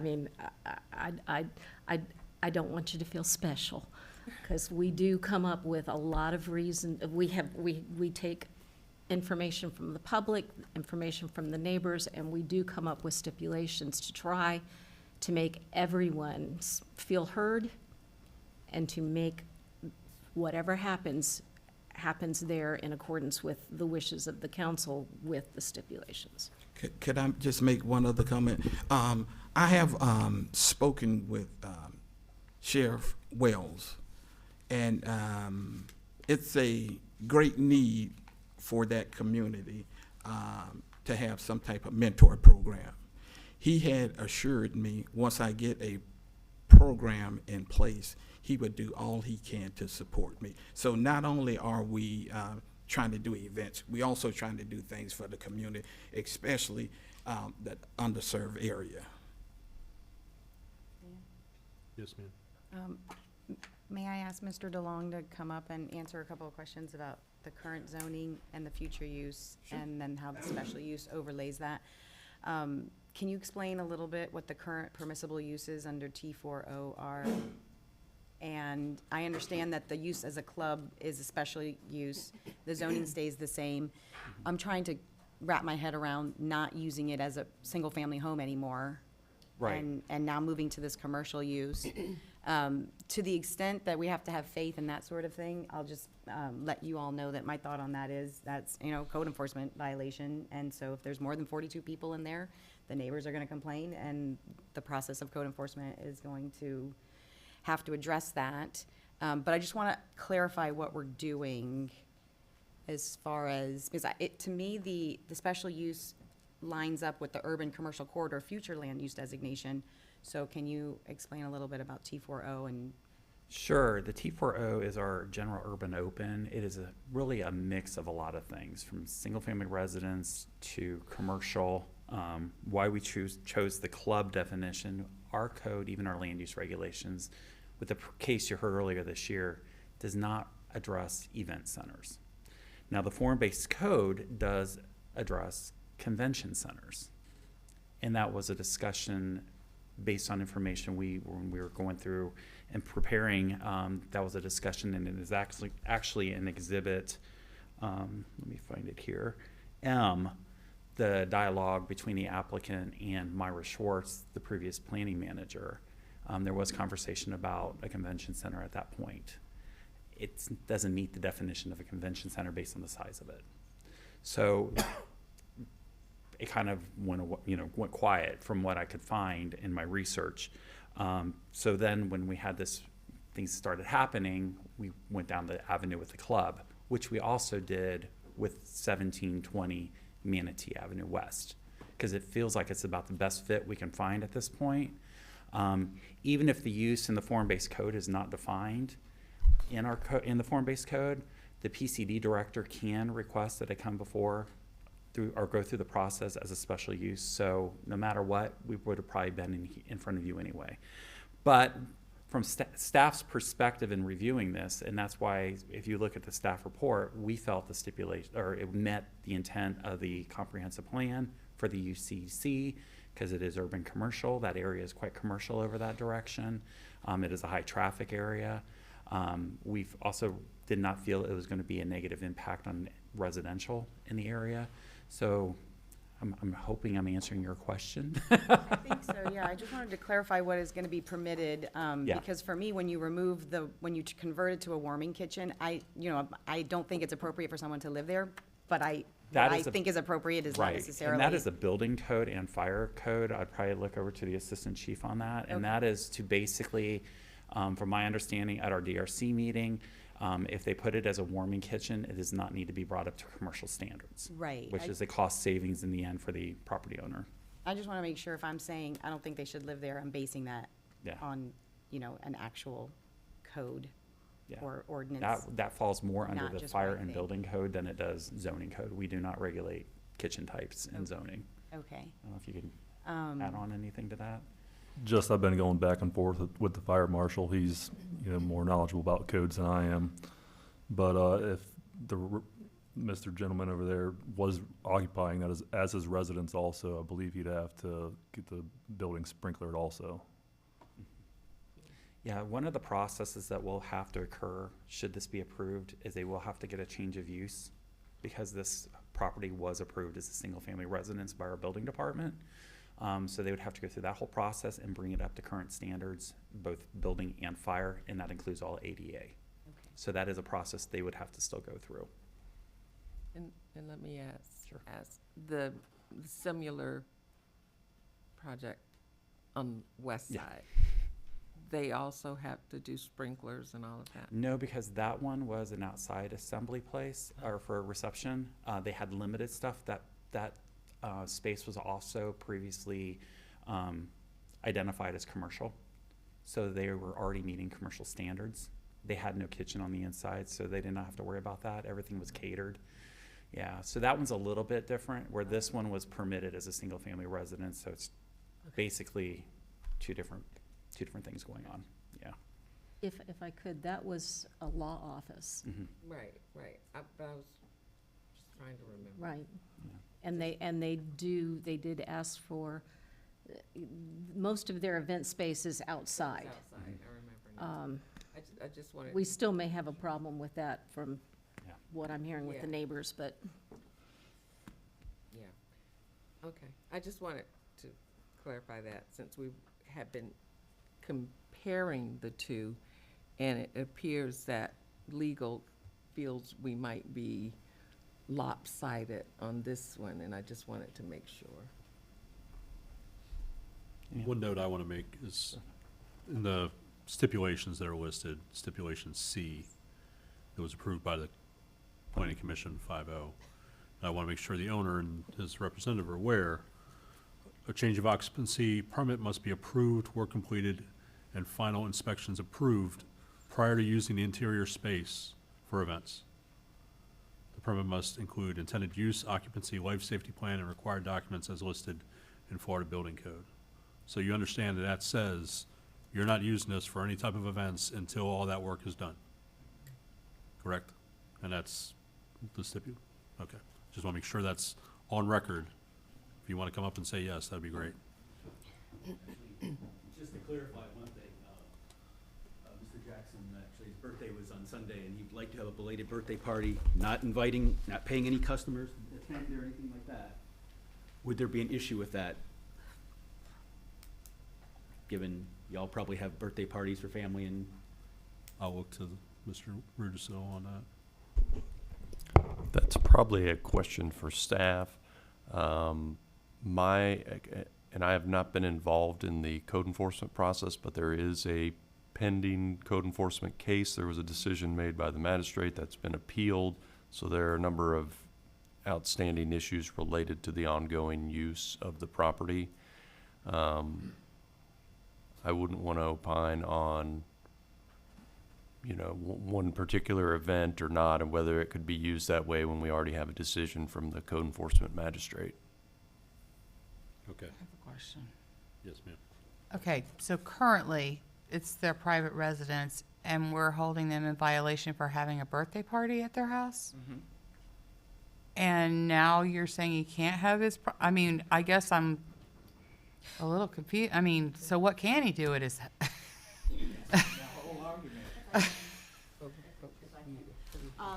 As Mr. Jackson indicated, the violation is also because having events for compensation, so not private parties. So if he's living in the residence and a member of that residence is having a birthday party, that's not gonna be in violation. But it's when you're accepting compensation to have an event for other parties that the violation occurs. And that's what was brought up at the special magistrate. And they did discuss whether or not being a nonprofit would make any difference, but it's still a matter of accepting compensation. And they are running, as they can, out of a single-family home, a home office, to be an event planner, so they can continue to do that. But they can't have the congregation of people, in part because of safety issues. They do need to convert the residents before they can start having events for compensation. So a birthday party for somebody who lives at the home, that's fine. Okay. All right. Thank you, ma'am. Now, just keep in mind, the compensation violation was from my party that I hosted for my wife. There's no proof, no receipt. Is Mr. Powers here? Someone, No, he's. Hold on a second, is that what's in front of the magistrate now? sir? Yeah, we're not gonna relitigate Yeah, that here. we're, This is, so that's something we're gonna discuss. Okay. It's in front of the special magistrate, you can make your argument there, your representative can make your argument. Thank you, sir. Yes. Are there any other questions?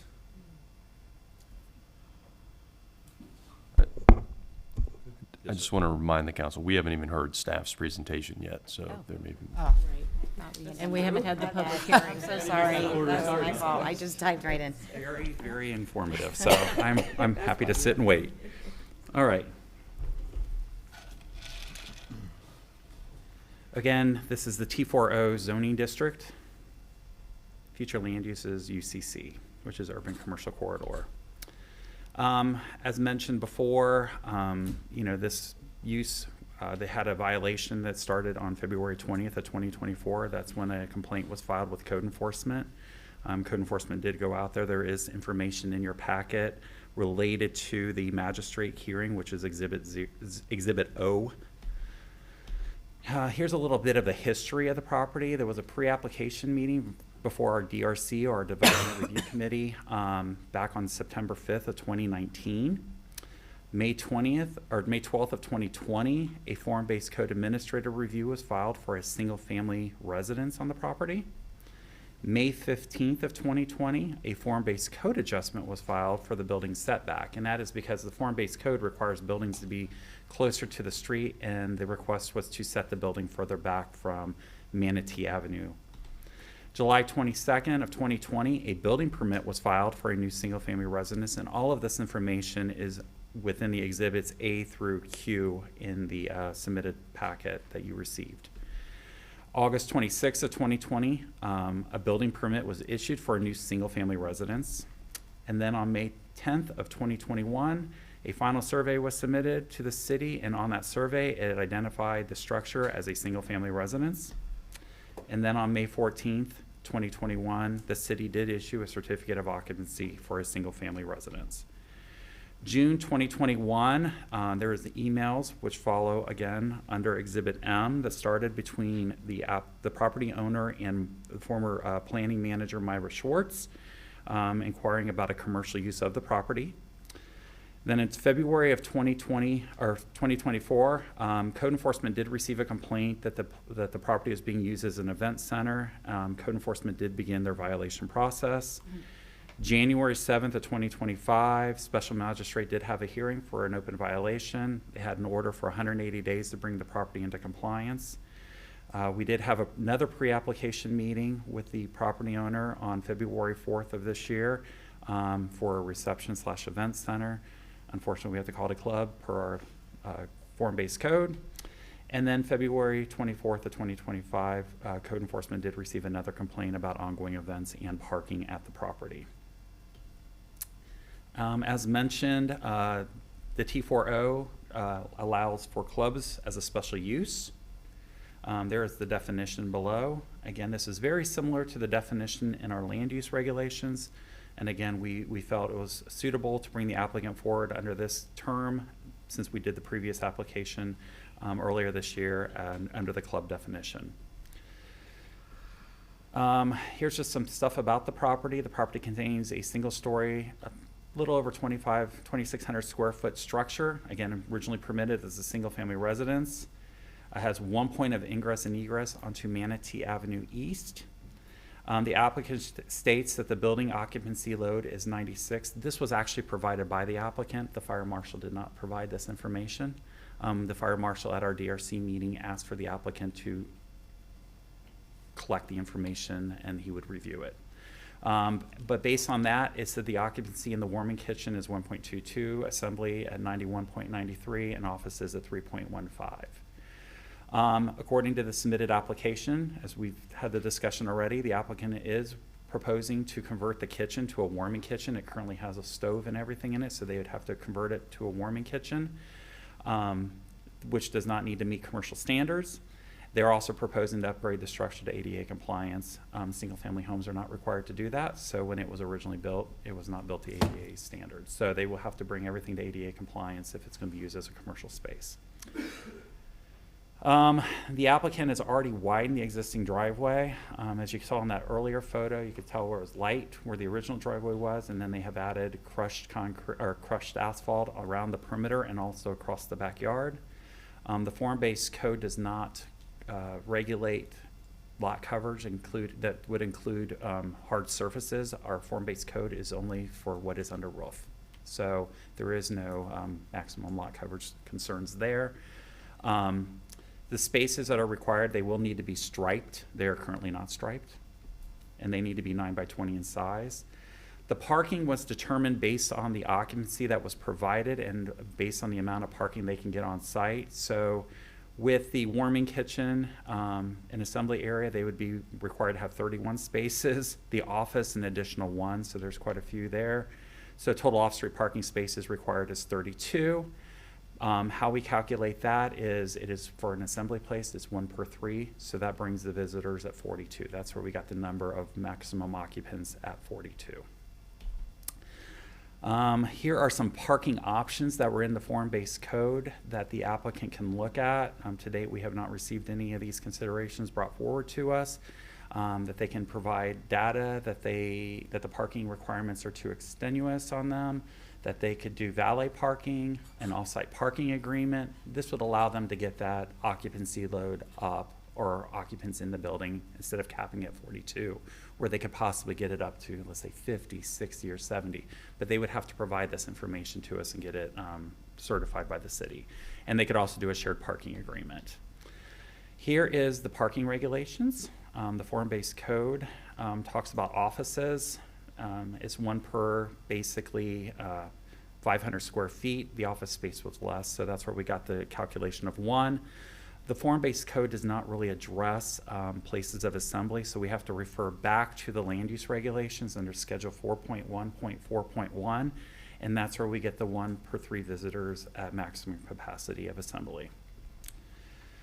Development Review Committee did meet on February 4th with the applicant to review the proposed request. The building department stated some concerns. They want the change of occupancy required, converting the building from a residence to assembly, and again, provide the life safety plan and required Florida Building Code documents.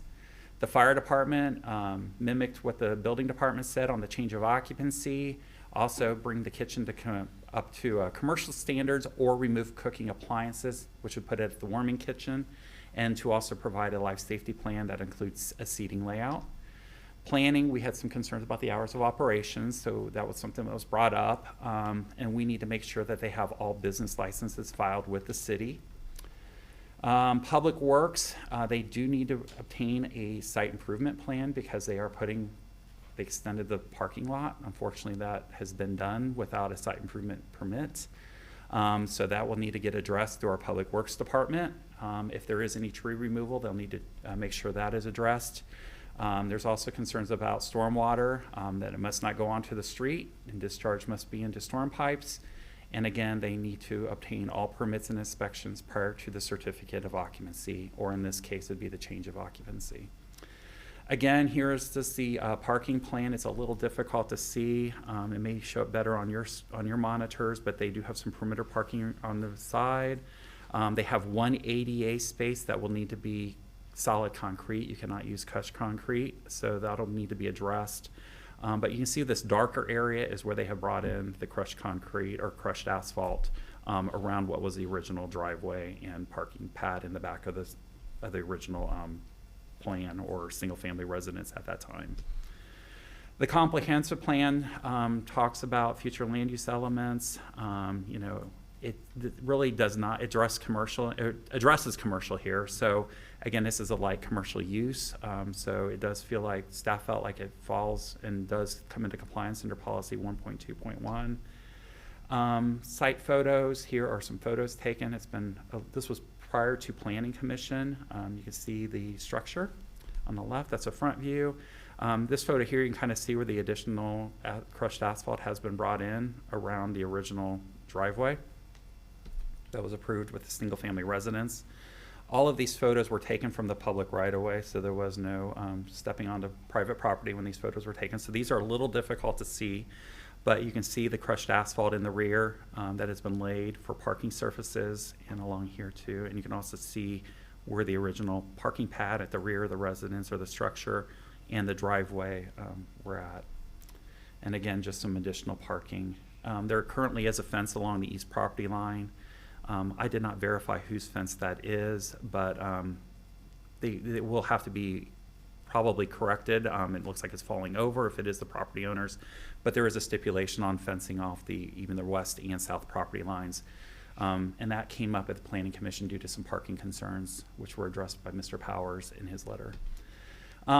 Here are the general standards of the land use regulations. Talks about special uses under 3.3.1. These look familiar. You saw these earlier today in the other two cases. Again, the review criteria. It talks about ingress and egress access points. Unlike the other case we had before, Manatee Avenue in this area is one way, so it's a little less concerning for staff. Whereas at the other location, it was crisscrossing multiple lanes of traffic. These are the review criteria. The responses were submitted in the staff report. The applicant also responded to the criteria. These are, again, submitted with the council packet in front of you. Staff did not feel that there was really any hindrance with any of these these criteria, and it is a consistency with the comprehensive plan.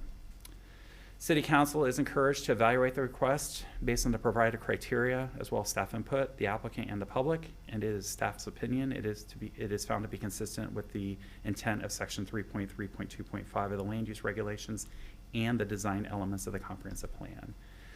Planning Commission did meet on April 16th. They did recommend approval by a vote of 5-0. With stipulations, and those are as follows.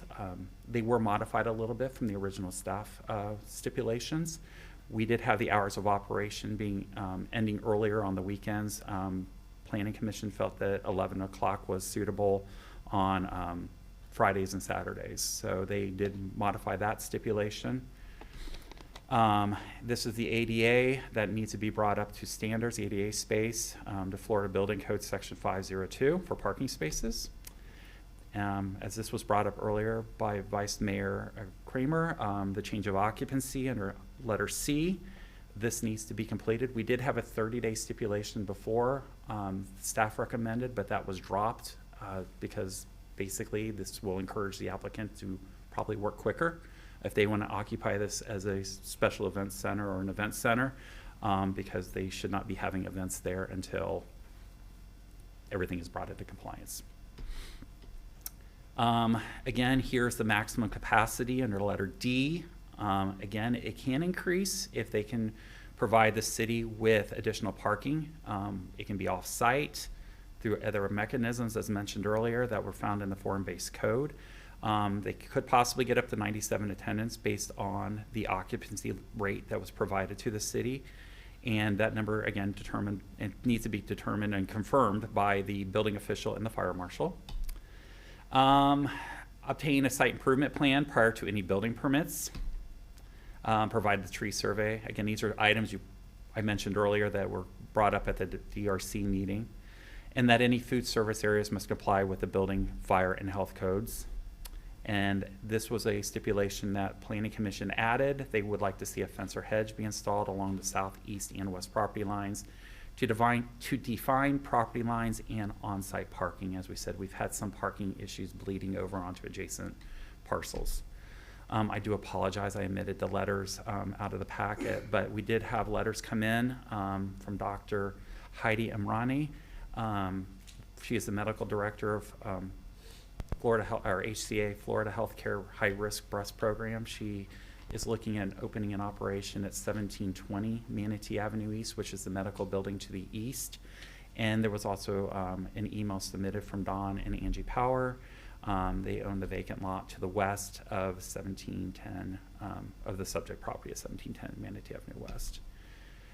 That is all I have. There was a large packet of information I provided you. Hopefully it wasn't overwhelming. The building plans were a lot. I'm sure you did not want to see roof trusses, but I did not want to omit anything from the submittals that were submitted to the city. So, do you have any questions for me?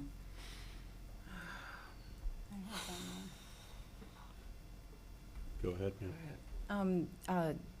When you say that they have to, the stipulation about fire and health and safety codes, do we have any concerns about proximity to the school and whether or not they have alcohol included in the events or anything? It's fine, okay. What did you mention about traffic, your concerns for traffic weren't? We did not have any.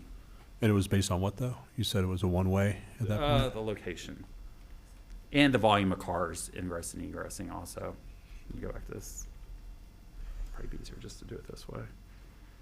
Believe, maybe two-way through there. Now that I'm thinking about it. It's two. Yeah, it is two-way. My bad. It's two-way. I'll correct myself It on is, that one. it is a little bit different because there's a median. Yeah, It's not direct. direct Right. shooting across. It is a speedway there. It I mean, is. generally in the, It is definitely a problem. it is. One more, no, I'm good. I recognize Mrs. Coachman. Thank you. Thank you. I don't have my glasses on, but I'm referencing Mr. Powers' email. Mhm. The stipulation to have fencing installed, would that satisfy his concerns? I am unsure if it will or not. Mr. Power was notified of both meetings and has not attended. Okay. And that is the only communication we have had with Mr. Power. Okay. Yeah. We're hoping it will help mitigate any issues, and that was the planning commission's feelings, and that's why they requested that stipulation be added. Go ahead, ma'am. Mrs. Barnaby. Mr. DeLong, we were looking at the site plan or the picture of the property. And one of the things that you said kind of stuck out to me. When they brought in all of the crushed concrete, asphalt, whatever it is, they had no plan approved by the city to do that? Or do we know anything about how that may have changed the flow of stormwater on that property? That is a question for Public Works, and I do not have that answer. And the Public Works, I don't know. I'm happy she's here. I didn't know if she would be here or not. But yeah. And Kim, I mean, Ms. Thompson, you may not have this information, but my concern, if you know anything about it or if you can opine. The property itself, as it changes from a single-family use to a commercial use, has additional requirements from Public Works. They have to provide drainage directly into a drainage system. We have to reevaluate their solid waste. We reevaluate their water connections and their sewer connections to make sure that they are adequate for what they're being used for now, as opposed to a single-family home. And those are the primary things, but again, with the imperviousness that they've added, they're gonna have to have a swift mud permit, and they'll need an engineer to do their site improvement plans. So those are the primary changes that we find from Public Works, and changing from single-family to some sort of commercial or multifamily. Both of those fall into that criteria. Thank you. Did that answer the question adequately? Yes. I am concerned about what appears to me to be a pattern of behavior of ignoring requirements. So, thank you. You're welcome. Mrs. Clayback, before you go, can you just state on the record your name and your position with the city and that you were sworn? My name is Kim Clayback. I'm the engineering manager in Public Works and Utilities. And you were sworn? And I was sworn. And I bet she's been sworn out, too. That, too. My apologies, Mr. Rudisil, for not clarifying that. Thank you, Ms. Clayback. Any other questions for me? Comstock.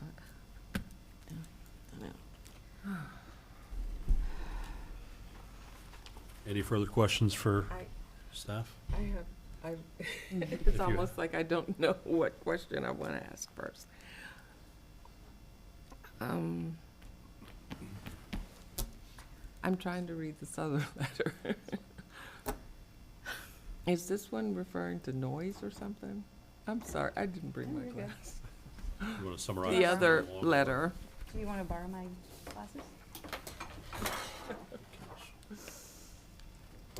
The letter from the doctor Yeah. did address concerns with potential noise. Oh, okay, Yeah. potential, Yeah. but had not, okay.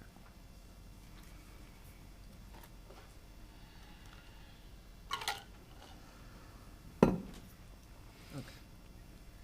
All right, so potential, but not experienced yet, and he's actually been having events. They haven't Yep. been, they haven't been there yet. Yeah, they're not located in that facility yet. Even when I was out doing the site visit, it's still Leased it vacant. to occupy it. Yeah. But have not done that. So, she's not even sure. She's not sure yet. Okay. And again, she was notified of the meeting. Did not show at planning commission or today. And this one had rocks.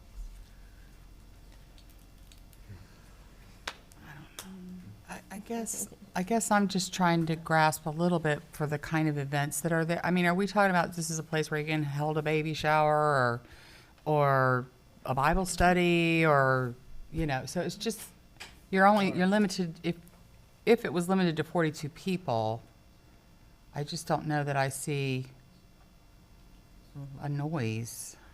I don't know. I'm worried about. I'm just, Limiting it to 42 people is going to be the purview of the police department who gets called there when it's more than 42 people. That's going to be the issue.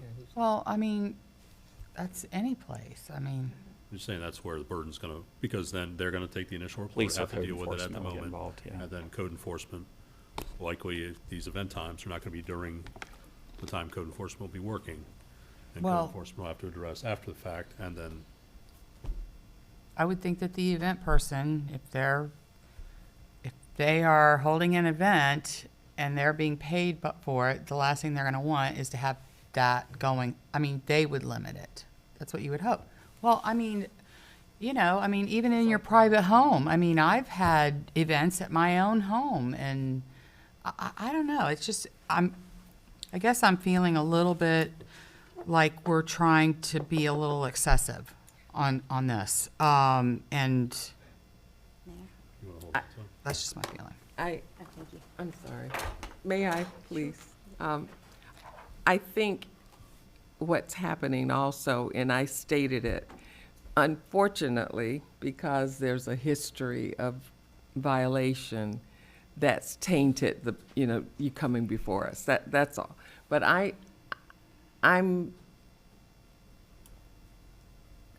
more so thinking that that was more in error instead of being defiant, if that makes sense. However, we are here with a case with the magistrate, but I kind of think if we could take that out of the piece and just look at it as it's coming to us and not think about that, it might help a little bit to not have such a cloudy, you know.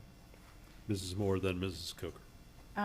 I think you all know at this point that my approach to rezoning and special use permit issues is very thoughtful. And so I just want to point out that this is just my thought, so, you know, take it for what it's worth. That while I appreciate the hesitancy because of previous bad behavior, it's my opinion that we have mechanisms for that bad behavior, and we are not that mechanism. There is code enforcement, there is a special magistrate. I will defer to that process to deal with violations and whatnot. On the very specific question before us, it seems to me that they have a long way to go to be able to do what they want to do. It starts with this, because I wouldn't expect someone to hire, you know, to spend money on engineers and a site plan and go through that process without knowing that they could actually do the commercial use that they're trying to do. Also, I want to just reiterate that there's a process. I believe that, you know, the applicant is aware. I'm sure that their attorneys will guide them and advise them in that regard.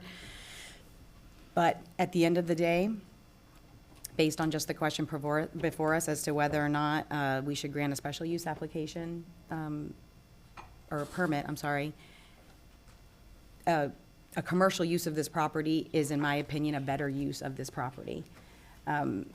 will turn a dollar over in a community that we're trying to, at least I'm trying to, encourage more economic development. It is, I am it too. fronts that, yes. Well, I just don't want to speak for anyone. That's deference, that's not singling myself out. possessive over here. Yeah, no. I love the east side, of course, and the west side. But that is something that has been, you know, a shared goal, I will say, Councilwoman Coachman. Yes. And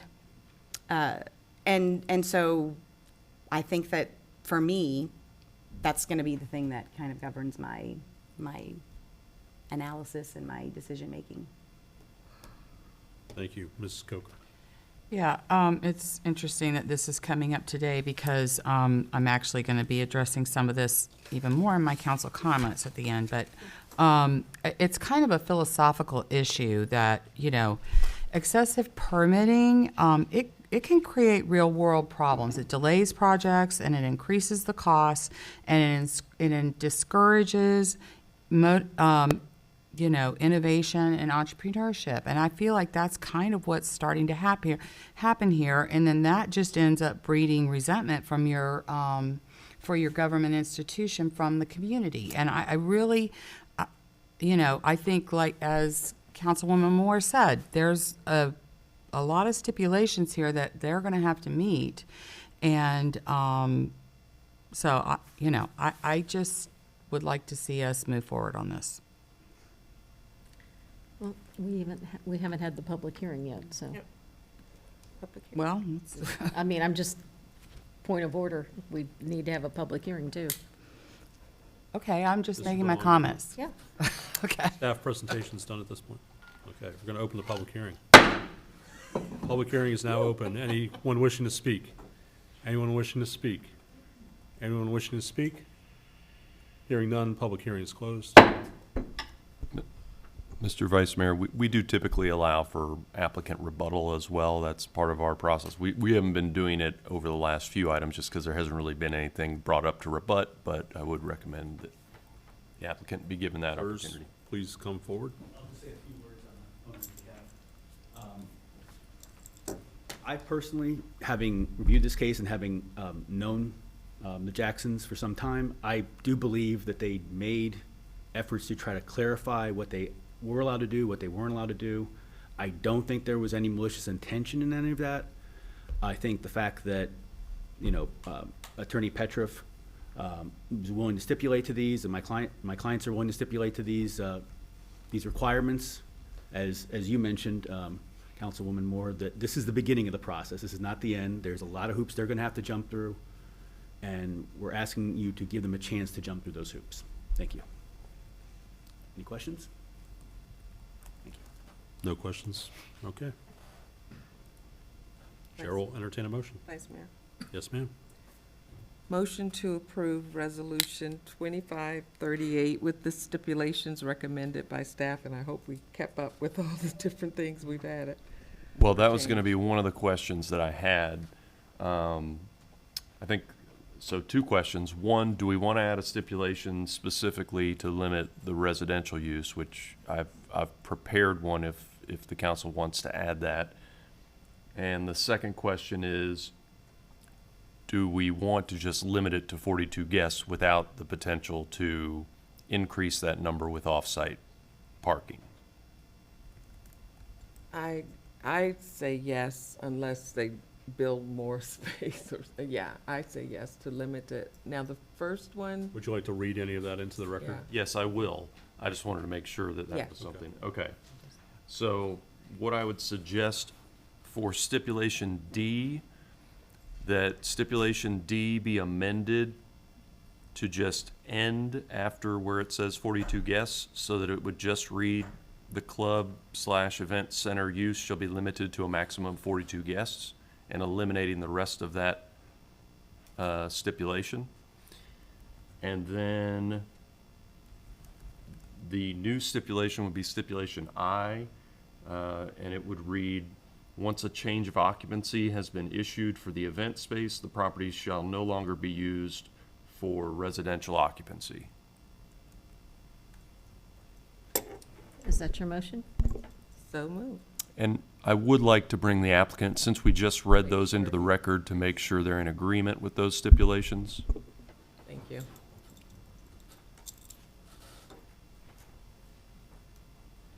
Mr. Jackson, you amended below stipulations as amended? Yes, I am.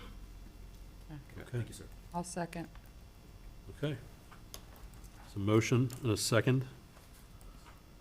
Any discussion? Hearing none. We'll start the vote in Ward 3. Yes. Vote. Ward 4. Yes. Ward 5. Yes. Ward 1. Yes. Ward 2. No. Passes 4-1. Thank you, gentlemen. All right. Next on the agenda. Item 7D is the public hearing for Resolution 25-55. And this is just setting a public hearing during a regular city council meeting for ordinance 4059. All right. So we'll open the public hearing. Yes, sir. Anyone wishing to speak? Anyone wishing to speak? Hearing none, I'm not going to go with the third. Hearing none, we'll move on. Hearing's closed. Is there a date we have that set for? Yes, May 28th, I'm sorry. Okay. We will need a motion for that one. Setting it for May 20th? Yes, to approve Resolution 25-55. I'll make the motion. Second. Motion and second. Any discussion? Hearing none. Start the vote in Ward 4. Yes. Ward 5. Yes. Ward 1. Yes. Ward 2. Yes. And yes in Ward 3. All right, next. Item 7E is the first reading and first public hearing for ordinance 4059, an ordinance of the City of Bradenton, Florida, amending the City of Bradenton's land use regulations, Chapter 3, District Regulations, Section 3.2, Standard Land Use Atlas District Regulations, Schedule 3.2.1.2, permitted and special uses, mixed use and non-residential land atlas land use atlas districts, to add docks and piers as a permitted or special use in the urban village zoning district, providing for codification, providing for repeal of ordinances in conflict, providing for severability, and providing for an effective date. And the second reading and second public hearing for this item is scheduled for May 28th. Okay. All right. So we'll need to open the public hearing. That is yes, it is a public hearing item. One thing I just want to explain for the council on this one, the reason that the language says "or" in terms of whether it be a special use or a permitted use is that staff had originally proposed it as being a permitted use in that zoning district.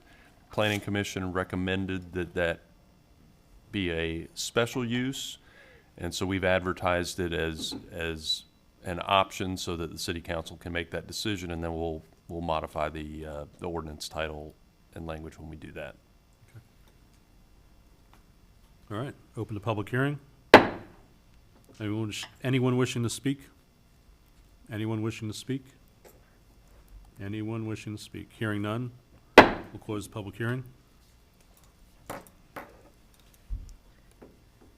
Item 7F is the first reading for ordinance 4060, an ordinance of the City of Bradenton, Florida, amending Chapter 62, Article 4 of the Code of Ordinances to provide for overnight mooring of authorized vessels at the public day dock located at Riverwalk Park, providing for codification, providing for severability, providing for repeal of ordinances in conflict, and providing for an effective date.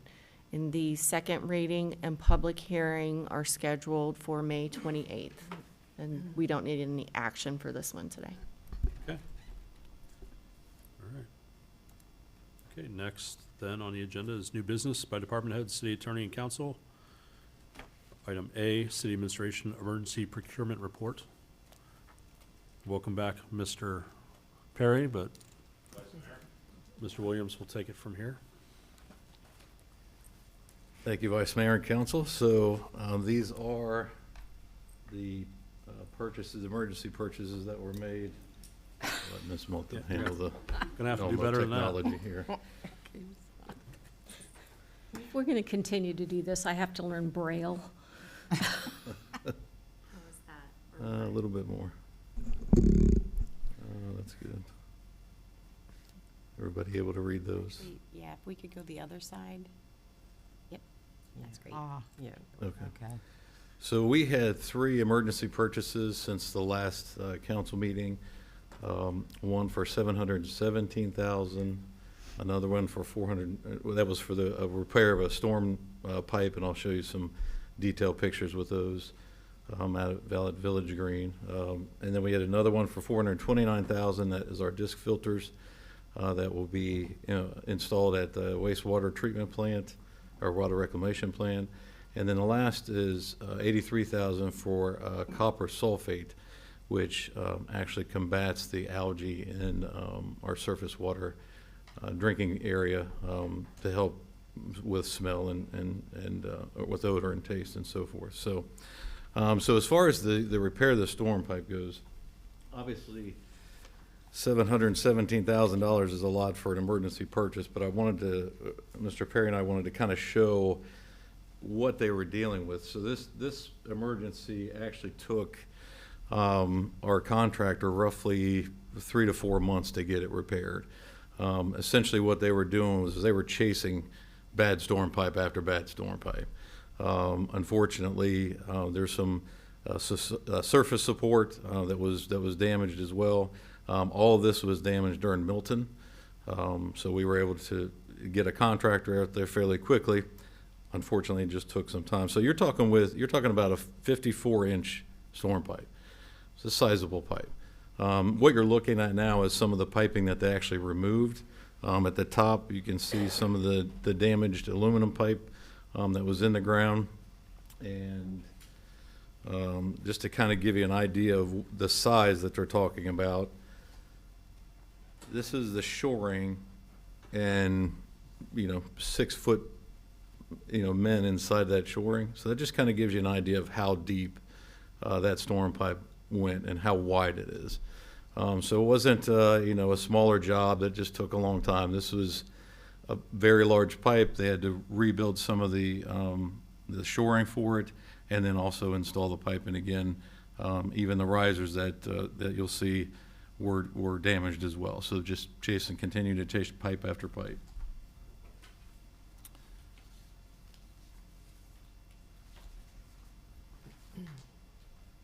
And in total, I believe it was roughly about 300 linear feet they ended up having to replace. So once they found a good connection, then they were able to actually start the repair.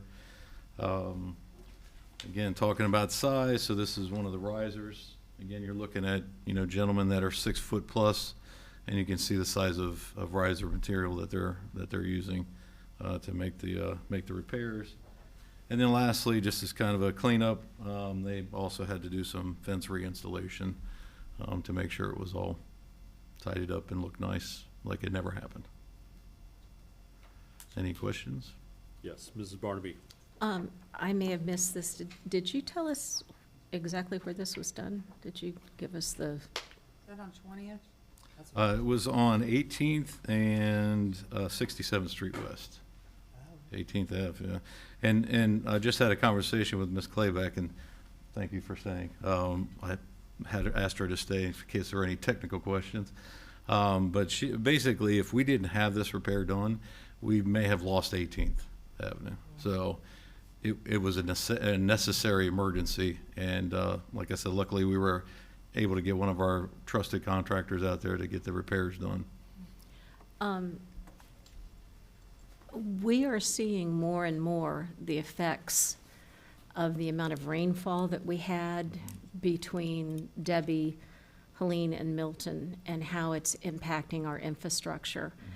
I'm noticing, like, my residential street, we're starting to see the dips and the what have you because of so much rain coming into that area, into our city, and washing away soil that might have been holding pipes up or holding up parts of the infrastructure. I guess I'm just saying this because I think we're going to see more and more of it as it dries out. I think that's probably one of the problems that we had over on Tamiami Trail last week. I just appreciate everybody working so hard to try to get these things taken care of, and hope the residents understand sometimes we have to do a temporary fix to be able to open a roadway, but that doesn't mean that's the only thing that we're doing.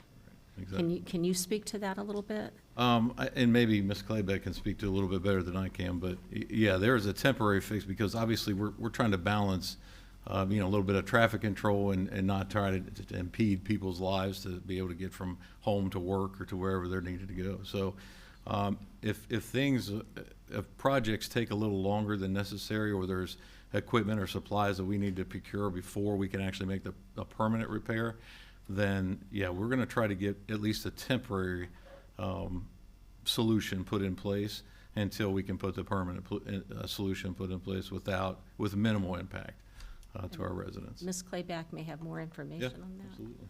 And please allow me to apologize. I haven't worked with Kim Comstock since about 1980 whatever, and when you came up the last time, I called you Miss Comstock, and I apologize. No worries, I've been called far worse. Good morning again. We have an extensive inspection schedule throughout the city. This particular project, so all of you know, is one of a multitude of projects we had submitted through our FEMA, through Haggerty, who's our consultant for our FEMA and storm reimbursements. And it's a big one. This particular pipe was installed in the 1970s. It's corrugated metal pipe, and it was set to be lined, but the storm did so much damage that we weren't able to line it. We had to replace it at this time. But from a maintenance perspective, we are inspecting all of the pipes in the city. We are a good percentage through both the sanitary and the storm system. And when you hear our requests for capital projects as we move into the budget season, you'll see stormwater pipe lining on there. And when you're lining sanitary pipe at 8 inches, 10 inches, 12 inches, you're paying a much smaller rate per linear foot than you are with a 54-inch or even a 24-inch pipe. But we do have assessments. We take those and prioritize what the worst pipes are.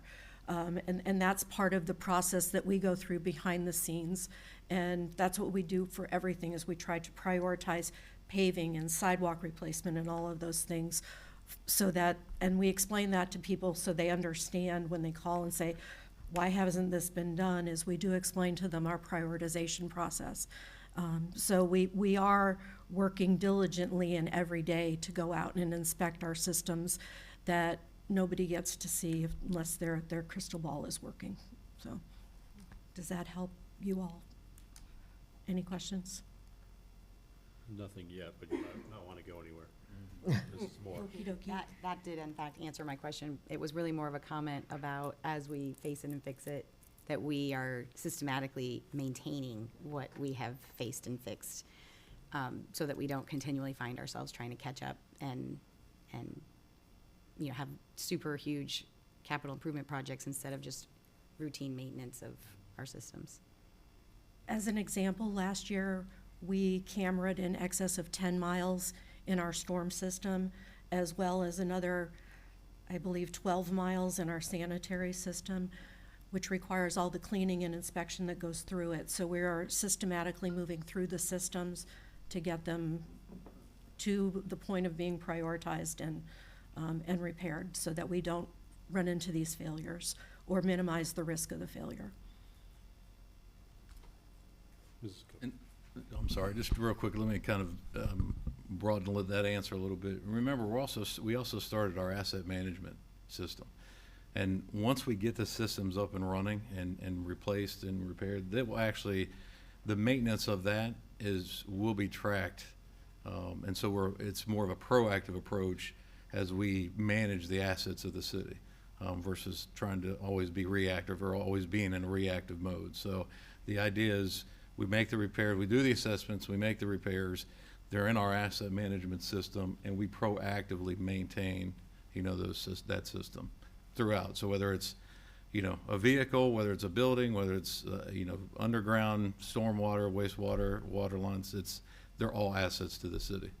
And so not only are we doing today's work, but we're also bringing in a system, policies, and procedures to ensure exactly what you just said. We're not trying to repeat history. We're trying to correct some history. So, Ms. Cook. Kind of two questions. There was also, I think at the same time, a pretty large one that was being addressed. It's right where it goes underneath 75th Street, the big storm sewer right there on 20th Avenue. Do you know where I'm talking about? The cut through between Point West and Village Green, and at the end down there, it seemed like there was a pretty big project going on. Now that could have been county since it's going under 75th Street. I don't know. But was that also part of this? 75th Street, the project under 75th Street was the county. That's county then? We had a Okay. couple other disturbances in Village Green specifically, some sanitary related. One had bad compaction in the road that happened the day before the storm. Yay. But we've gotten through all of those except the fire hydrant replacements. Okay. And there's some problems with that technically, that we're gonna be delayed in replacing the hydrants. Well, it felt kind of like whack-a-mole over there right before the storms, and then started kind of with Debbie, and so I'm hoping that big project, do you think we've kind of gotten it addressed now? I mean, everybody kept talking about sinkholes, and I'm trying to say, no, washouts. We don't But have sinkholes, we have pipe failures. Thank you for knowing that. I Yes. appreciate that. We don't have the geologic environment for sinkholes here. But it did take care of a huge piece of the problem. As we go on 68th and 63rd, there's still some lining to be done. The lining company has a $200,000 work assignment. They're starting the first week of June to do stormwater pipe lining there. And we need to look at some water line replacement out there. It's probably 10 years out, so it's not gonna impact anything immediately, but that is in the plan. thank you. You're welcome. And just to clarify, I know you mentioned it expanded. The initial cost estimate for this was around $250,000, I think, and it just, because you kept having to expand it, it got to the number it ended up at. That is correct. When they had to replace the structure, we knew there was restoration that was gonna be involved, and there was some pipe replacement. And as they continued to move down the pipe, you have to connect to solid pipe, or when you put the clamping on it or the gasket to join it, it just collapses the next piece of pipe. So we had to get to solid pipe to make the connection. And that pipe goes all the way back to almost Freedom Village. Okay, just want to make sure that was out there. Thank you. When people say we just spend money like crazy, there's reasons. So, okay. All right. Anything else? All right. Thank you all. Oh, Mr. Williams, I have one more question for you. yes, ma'am. Did you have a nice birthday yesterday? I thought I could get away with that. I did have a nice birthday, thank you. Yeah. Good. And I will be visiting some 55 and older communities, because now I can. I was just wondering if you got your AARP card yet. All right. Any unfinished business? No, sir. Didn't think so. All right, council reports. We'll start in, where do we stop off? We'll go Ward 1. Ward 1. Ward 1. Start with you. Okay. First, I want to preface my comments with that this is not directed at our planning staff whatsoever. This is really more directed at us up here as the policymakers. Government regulation and permitting are justified only when they protect the public's health, safety, and their rights. So when permits are required for actions that have no bearing on public safety, such as aesthetics preferences and bureaucratic control or revenue generation, to me, it's an overreach, and it infringes on our personal freedoms and stifles our innovation and undermines our property rights, which is kind of what I was addressing a little bit earlier. So when we, impose permits for harmless activities, for making minor alterations to private property, it ceases to be a protector of the people, and these restrictions violate the founding principles that individuals have a right to manage their own affairs unless the actions harm others. So, I kind of addressed earlier how I felt like it would create delays and increase costs and discourage entrepreneurship and innovation, and that it'll cause resentment towards us. We have to be held to a standard of necessity and justification. And so if a permitting requirement cannot be directly linked to preventing clear and demonstrable harm to others, such as threats to health, safety, and the environment, we should rethink it. And free citizens should not need permission to exercise their rights. I'd like, with that in mind, I'd like to revisit our chicken ordinance. I personally have tried to go through the permitting process and have found it overburdensome. And like I said, this is not directed at staff whatsoever.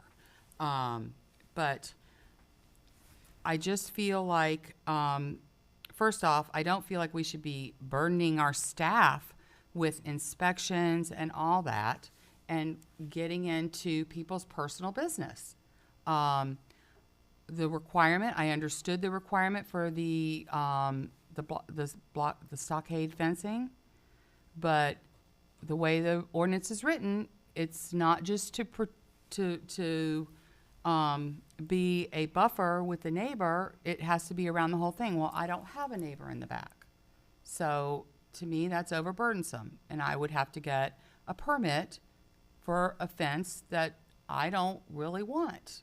And so that's kind of part of what brought me into thinking about this. I think that I have personally addressed everything else in there, and I'm not looking for special treatment. I'm trying to speak here for the other people that want to do it and do it right.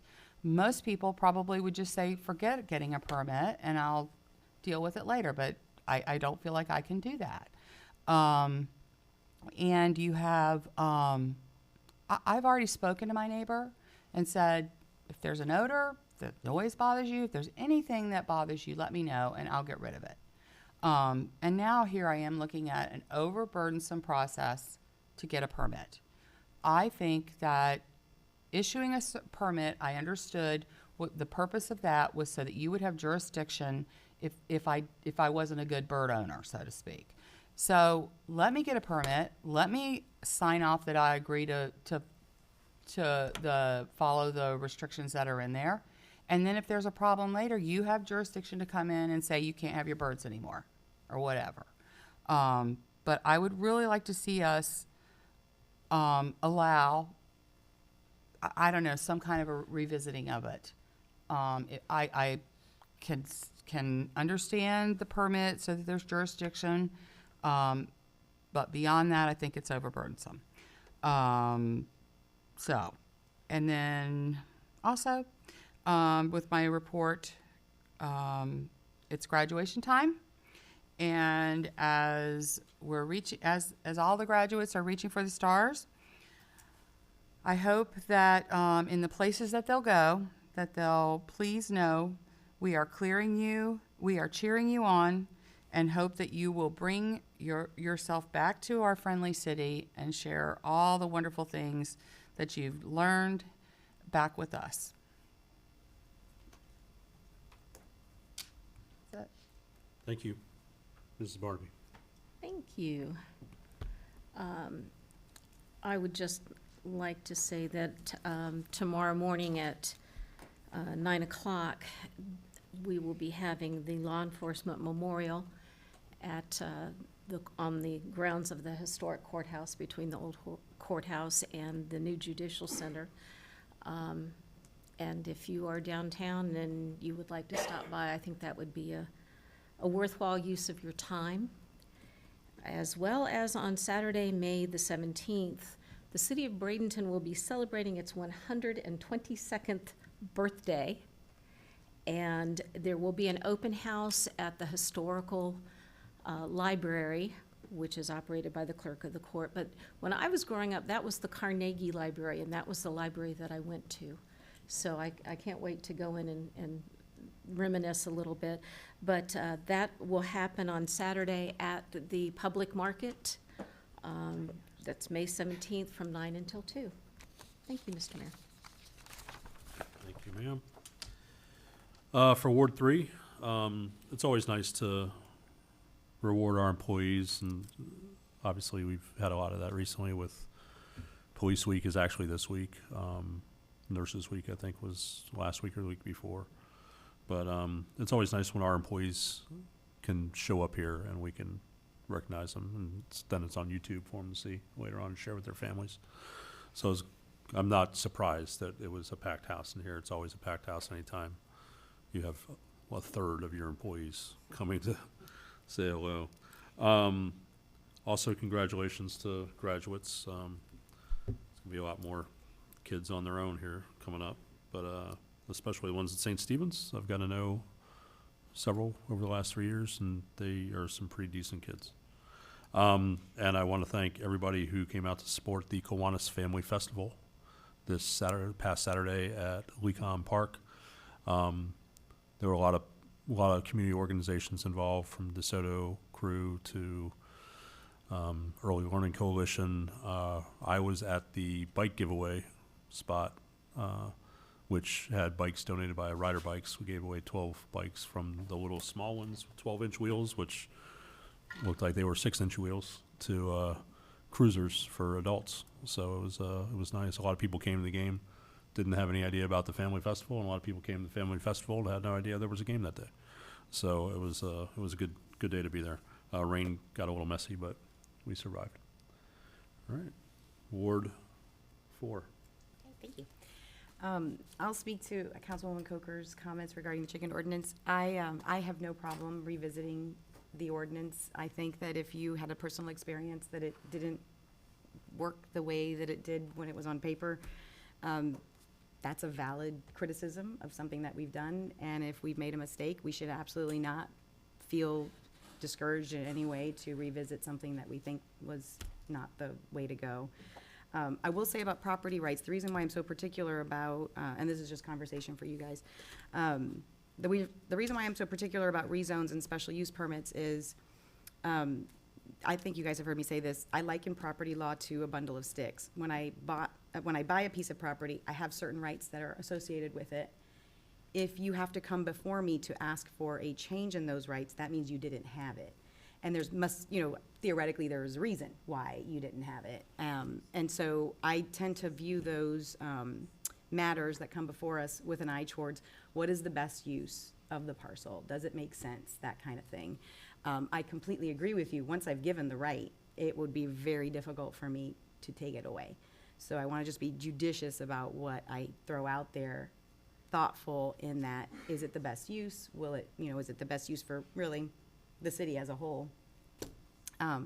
So that's just my philosophy when we have those things before us. I tend to, so that's that, and sure, I don't know how anyone else feels about it, but I'm okay with that. I find that the most that when I'm reviewing the agenda, that I would like to see more consistency in the cover memo. I feel like the questions that I ask are almost always related to something that has to do with legal and also funding. And I think it would be helpful to me in our one-on-ones if we consistently said whether legal had reviewed something. Maybe the answer is no, but I would like to know that. And then the second thing is, sometimes I feel like some people are really super specific and they will say this was funded out of Fund GL 35, whatever. And then others are just like, it's in the budget, And so I feel like I would like to know a little bit more about that. And I think that our one-on-ones would be more productive if we had that level of consistency. So that's just a suggestion. And then the final thing that I had that I was going to ask you guys about was I am finding that, you know, we're 7 months out or whatever from the storms. In my immediate area, I still have quite a bit of downed, not in use wires and the metal pole thing that the wires, you know, originally were in the ground with. And I can't figure out who I should talk to about that. Is that something that we deal with? I'm assuming that these wires are from providers, you know, like Frontier, Spectrum, FPL. So do we have a process for telling them that they maybe need to hit an area to pick up their wires that are not in use and kind of clean that up a little bit? Well, I'll do my best to speak about it. I think the process that we have now is you let either myself or Public Works know. And then we do have contacts for those, you know, individual providers. You know, it's hard to identify whose is whose. Right. So it is a little bit of a kind of a guessing game and then, or a process of elimination, if you will.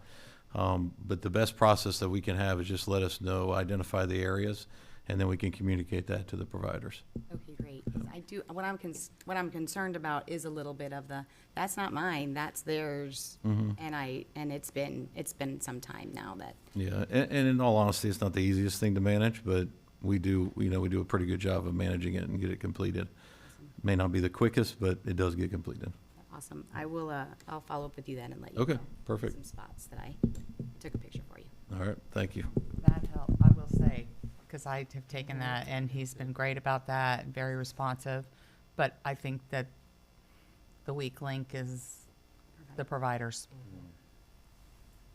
I had not mentioned that before to Mr. Williams because I didn't know, you know, am I supposed to be calling Frontier myself? You know what I mean? So I just, now I know. Just let me know. Another reason why Lance will get texts from me. Lance is a superhero. I got him there. I don't know about all that. Well, and remember, he's getting older, so. Let's calm down. All right. Go ahead, ma'am. All right. Ward 5. Ward 5, okay. Just a comment to your comments about the chickens and the burdensome of the regulations. I remember making a statement that what we were doing in the purpose was to make sure we had some regulations so that the chickens weren't all on top of someone's roof or walking down the street. So there was a need for that. But I remember saying, wow, this is going to make it where some people, probably the people who really, really need these for food, they won't be able to afford it. And you said, oh, well, it's, you know, well, people can afford pools and some can't afford pools. You remember saying that?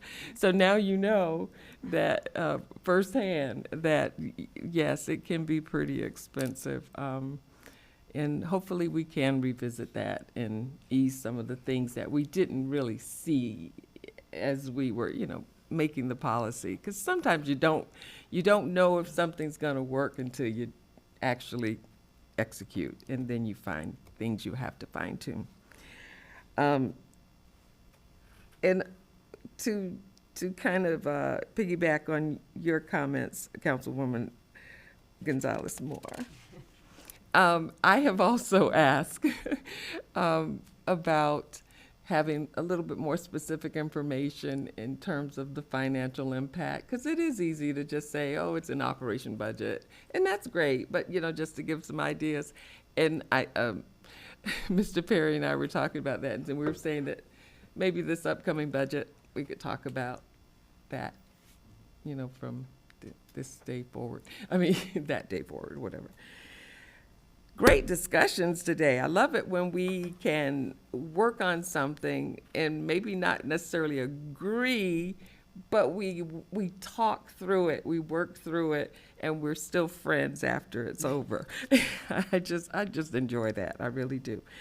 And I just want to say, if I appeared excessive on that particular item, it's because it's the ward that I represent. But don't get it twisted. I love my entire city. in my entire city is in my mind every time I make a decision. When it's specific, though, to the area that I'm the go-to, I do get a little, I want to make sure it's right. I want to make sure both sides, it's as close to a win-win as possible. So if I seemed a little excessive, yeah, that's my reason. End of school is coming. Oh, my goodness. I think it's 10 days left. Yeah, because I think yesterday it was 11 and I'm here now. So not long. And everybody, pre-K to 12th grade, well, 11th, because 12th grade, they're out of here anyway, will be out and about. So definitely be careful. I'm not looking forward to it, really. I'm looking forward to being off, but I'm not necessarily looking forward to seeing all of the little mischief these teenagers can get into. Graduation, some of my friends, their kids are graduating now, and I see the nervousness in them. I remember, it was a long time ago, but I remember that time of my life. And all the best to the graduates. You're now embarking on the next chapter, and all the best to you all.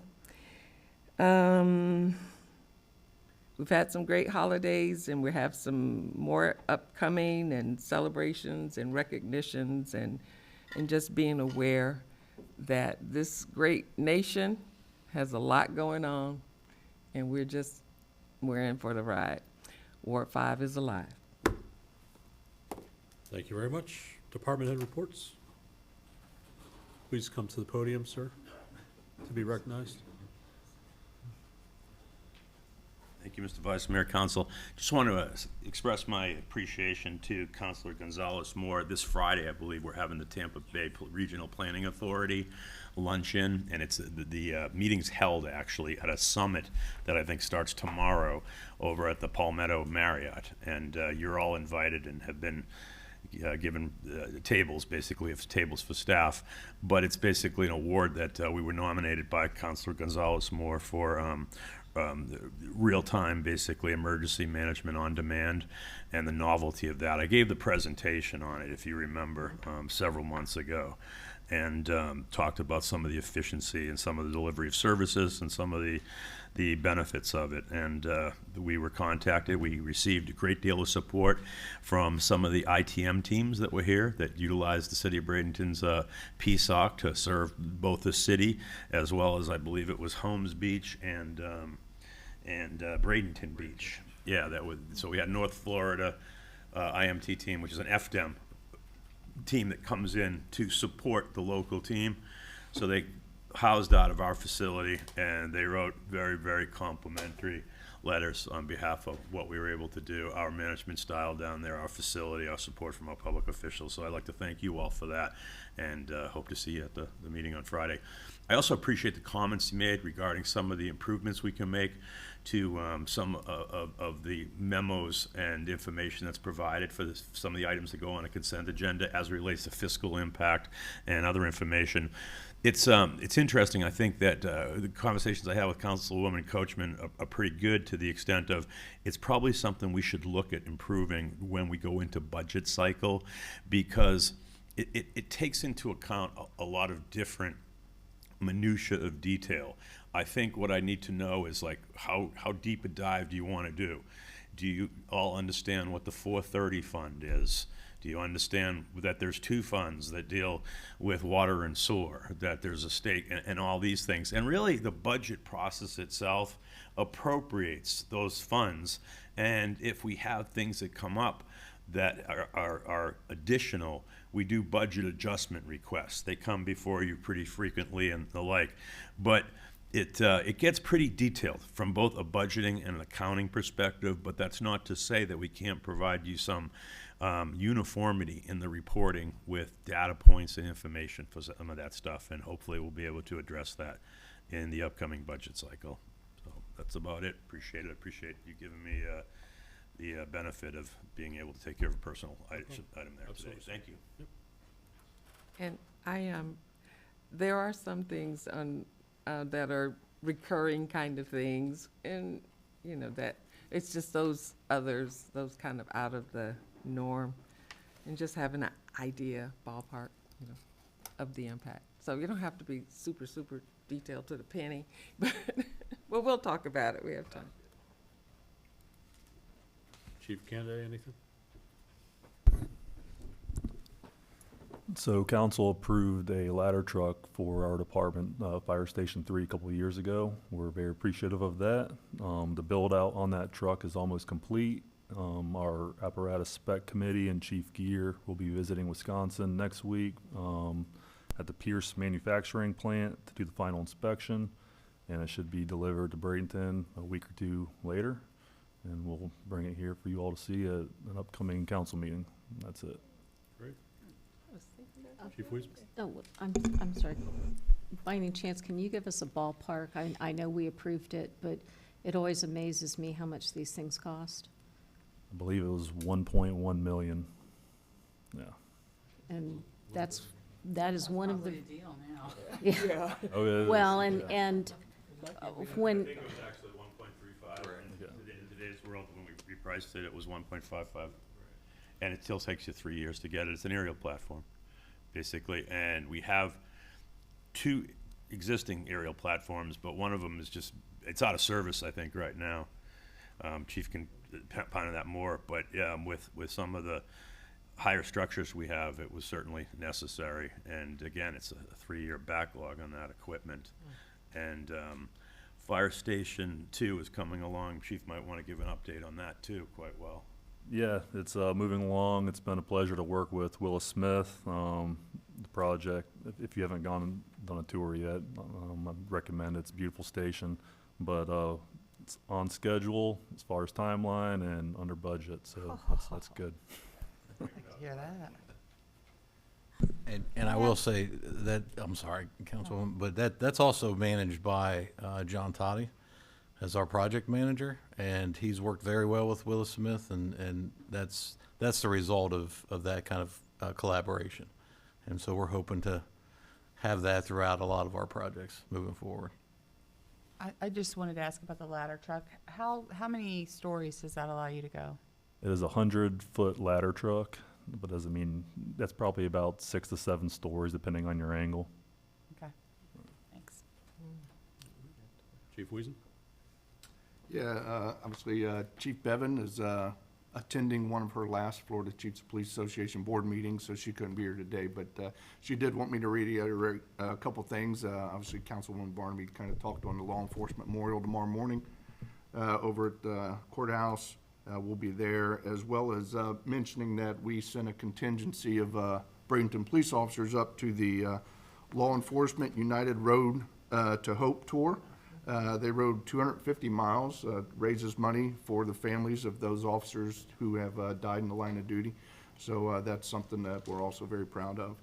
And obviously, along with your station, we're moving forward on our police station as well. And again, people like Mr. Toddy's a pleasure to work with as we go through that process. So thank you. Thank you. Chief, when our officers return, could you please ask them to come to one of our council meetings so we can thank them for what they do? Because, I mean, they're up, many of them are up at 4 in the morning riding bicycles and trying to find hills because it's not held where it's flat topography. So. Definitely. I'm sure they'd like that.